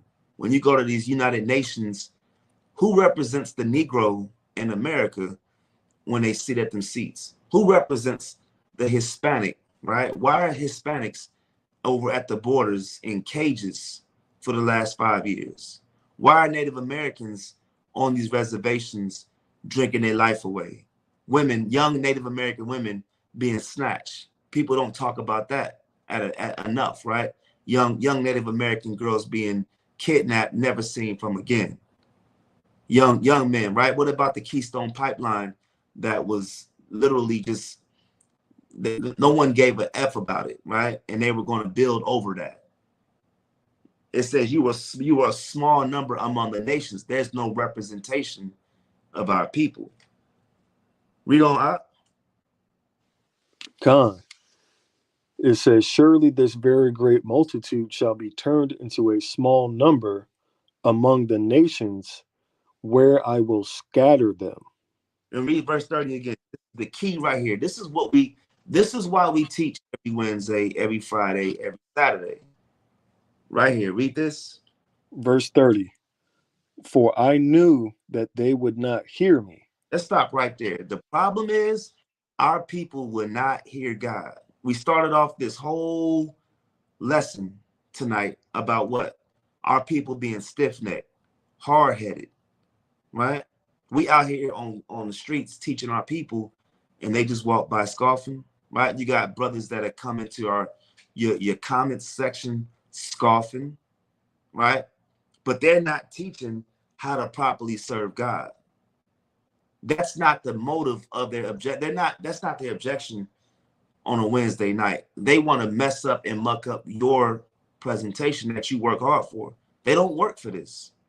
Brothers rather be on Call of Duty. Brothers would rather be 4 or 5 hours playing Madden, shooting jump shots, right? Working on their lyrics, working on anything but how to properly serve God. So what their job is to do, and this is for a lot of our brothers that want to teach, is these scoffers will come and their job is to muck it up so the word don't come out, right? It says, for I knew that they would not hear me. Well, they don't hear our people. They don't hear the Most High because they have that strong delusion that the Most High put on our people. It's hard to teach our people. Israel hard to teach. It's hard to teach Israel, right? Read on. Con. For I knew that they would not hear me because it is a stiff-necked people. Mm-hmm.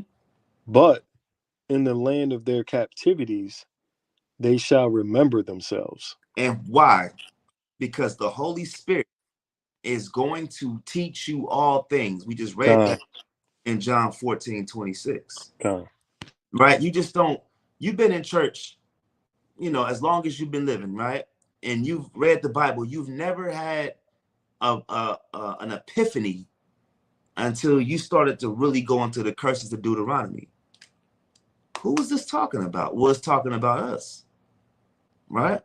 And when these things are revealed and brothers can teach this thing in patience, then it becomes something that's tangible to the so-called Negro man, the so-called Latino man, the so-called Native American man can now look at this thing and say, oh, you know what? Something is about this. It's something spiritual. I think every brother can say that, right? Every sister can say that. They came in the truth and they read the curses, and the blessings are cool, but we haven't really experienced the blessings as a nation. We've only experienced the curses. That's why the curses were going to be a sign and a wonder. You don't see the sign and the wonder when it comes to the blessings. You see that sign and the wonder when it comes to the curses, because that's the thing that sticks out the most. All right. And we were going to hear these things in our captivity, right? And shall know that I am the Most High, their power, for I will give them a heart and ears to hear. The Most High, look at that. The Most High was going to give us ears to hear and a heart, but it was at the Most High's time. You can read Deuteronomy 28 till the cows come home. To some people, they're not going to get it because the Most High didn't give them eyes to see and ears to hear. It's only for a select few. That's why he said many are called, but few are chosen. Because the Most High opened up your eyes and your ears for you to come and get this information. That's why you got to give the Most High thanks every day you wake up, because he could take it from you like that. You got the juice. You gotta keep running with that, right? You'll wake up one day, Most High forbid, you'll wake up one day and you back in the world celebrating Thanksgiving, trying to get another blunt and trying to figure out how to be an adulterer again, try to go back to that old person, right? It says, and they shall praise me in the land of their captivity. And what are we doing now? How do you praise the Most High? By keeping the feast days, keeping the high holy days, keeping the Sabbath days, going out there and teaching the word of God, and putting your life on the line. That's how you praise the Most High. Teaching your families, making sure your wife is secure in this doctrine, right? Because she's going to get tempted too. Your children going to get tempted when they go to school and everybody's celebrating Christmas. Everybody's celebrating Thanksgiving. Just live a little bit in this truth. You're going to see that there's temptation all over. But you're going to praise the Lord and praise the Most High in the land of your captivity by being obedient and being faithful, right? And think upon my name and return from their stiff neck and from their wicked deeds, for they shall remember the way of their fathers, which sinned before the Lord, right? We're going to remember what got us into the Pico massacre in the first place, what got us in the Spanish-American Wars, right? What got us in the transatlantic slave trade? How did we end up here? Well, we became disobedient children, right? It's my last part right here. Shalak, give me that in Romans 8:16.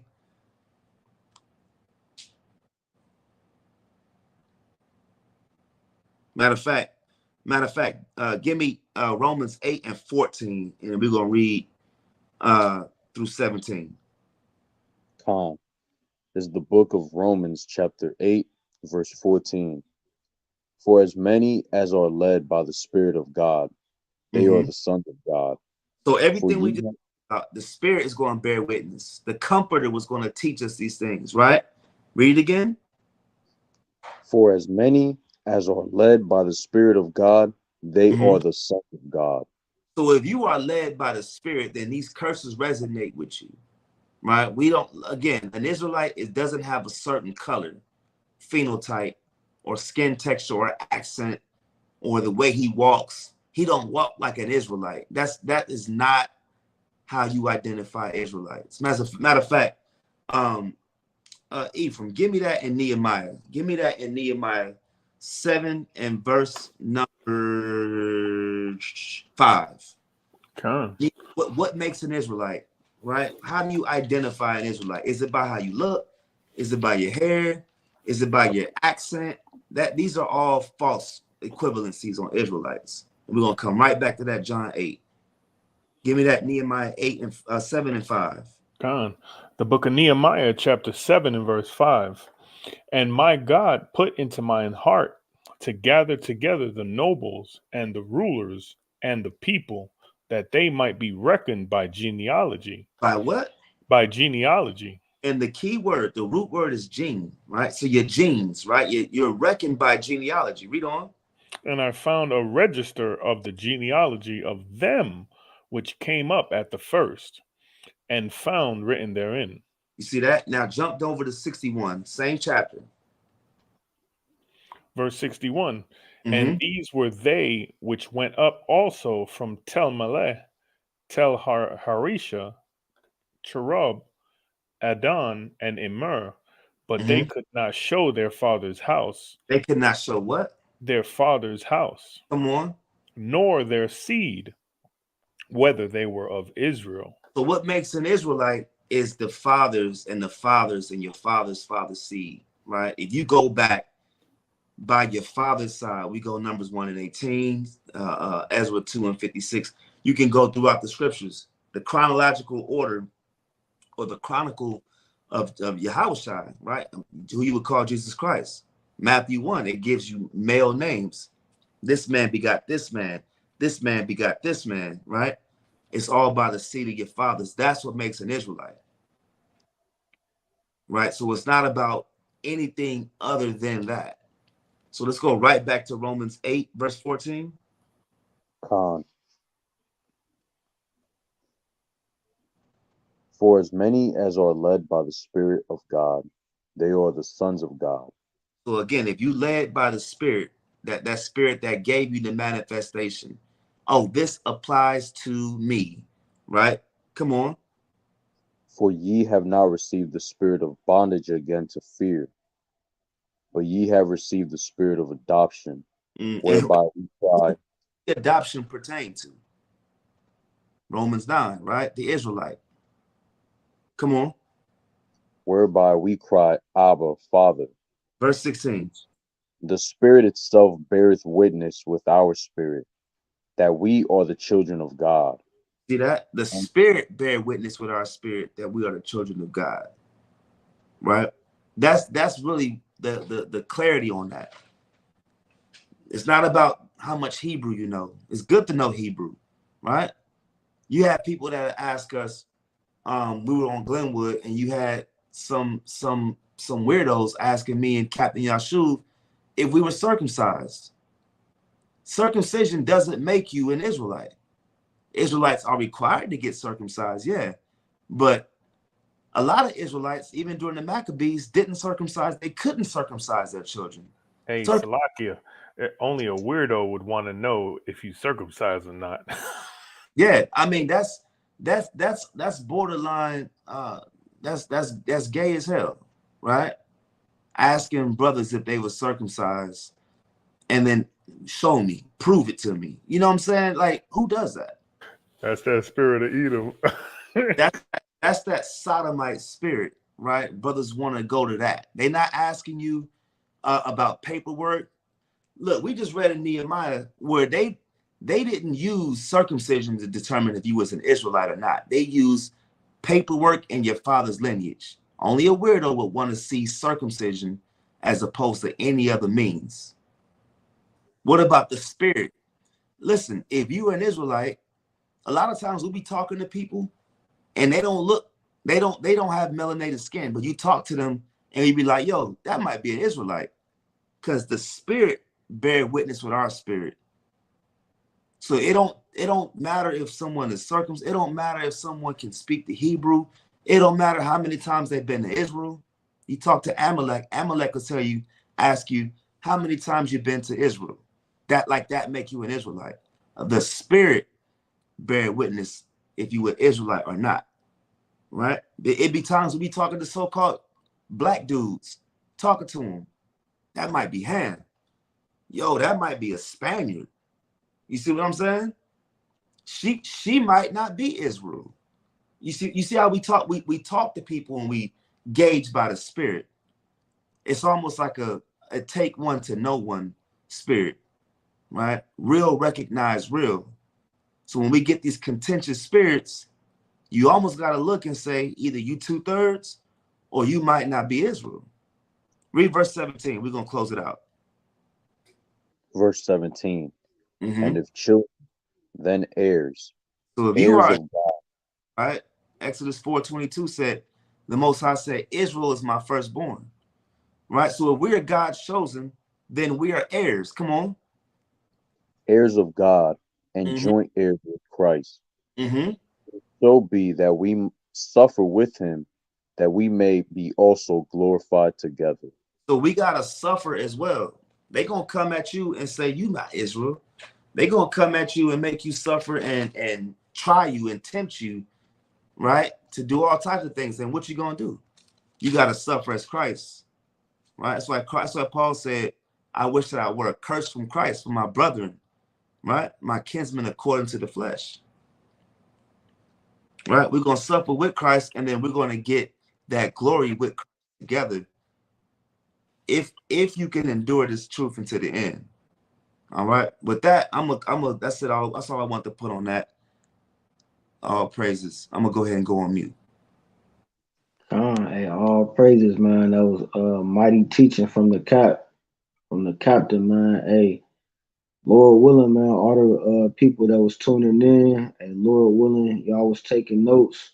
We brought out a lot of good information. We went into a lot of history, and we brought out a lot of precepts tonight, man. So, hey, we finna close it out. Again, we want to give all praises, honor, and glory to Yahawah by Shem Yahawah Shah. Hey, shalom to all the brothers and sisters that was tuning in tonight to Yahawah's Camp Wars on Wednesday. Again, I'm Brother Yashawan by Yahawah. Hey, Rocky, this is Captain Raham. Hey, who is this brother in the chat? Hey, don't worry about that clown. Do y'all know? Unless y'all want to, this is the dude that was in the comments and Yashawan was going back and forth with. He a clown. Yeah, hey, tell him we'll send him a link tomorrow. If he wants to come back tomorrow or Friday or whatever. Mm-hmm. But like, tell Tell him we'll send a link to him tomorrow night. If you want to hop on, we'll deal with You him want to hop tomorrow on? night. Absolutely, because I told him in the comments. I said, "Be here at 9:00." Right? What's his contention? His contention is the same. It's the same contention as all of them. Oh, y'all not Israel. Y'all not Israel. Salvation for everybody. The same old, same old. Okay. Yeah, we'll deal with that tomorrow. We'll deal with that madness tomorrow. His name is False Prophet. I mean, right. Yeah. That he named himself. Hey, I wouldn't be surprised if that's Emery trying to come back up. Man name is False Prophet. Man. All right, yeah.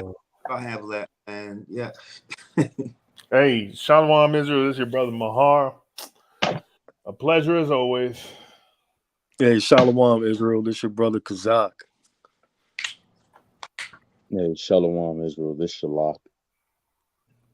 Shalom Israel, this your brother Zephaniah. All right, so with that, we're gonna give a Kwame Yashala to the nation of Israel and Shalom. Kwame Yashala.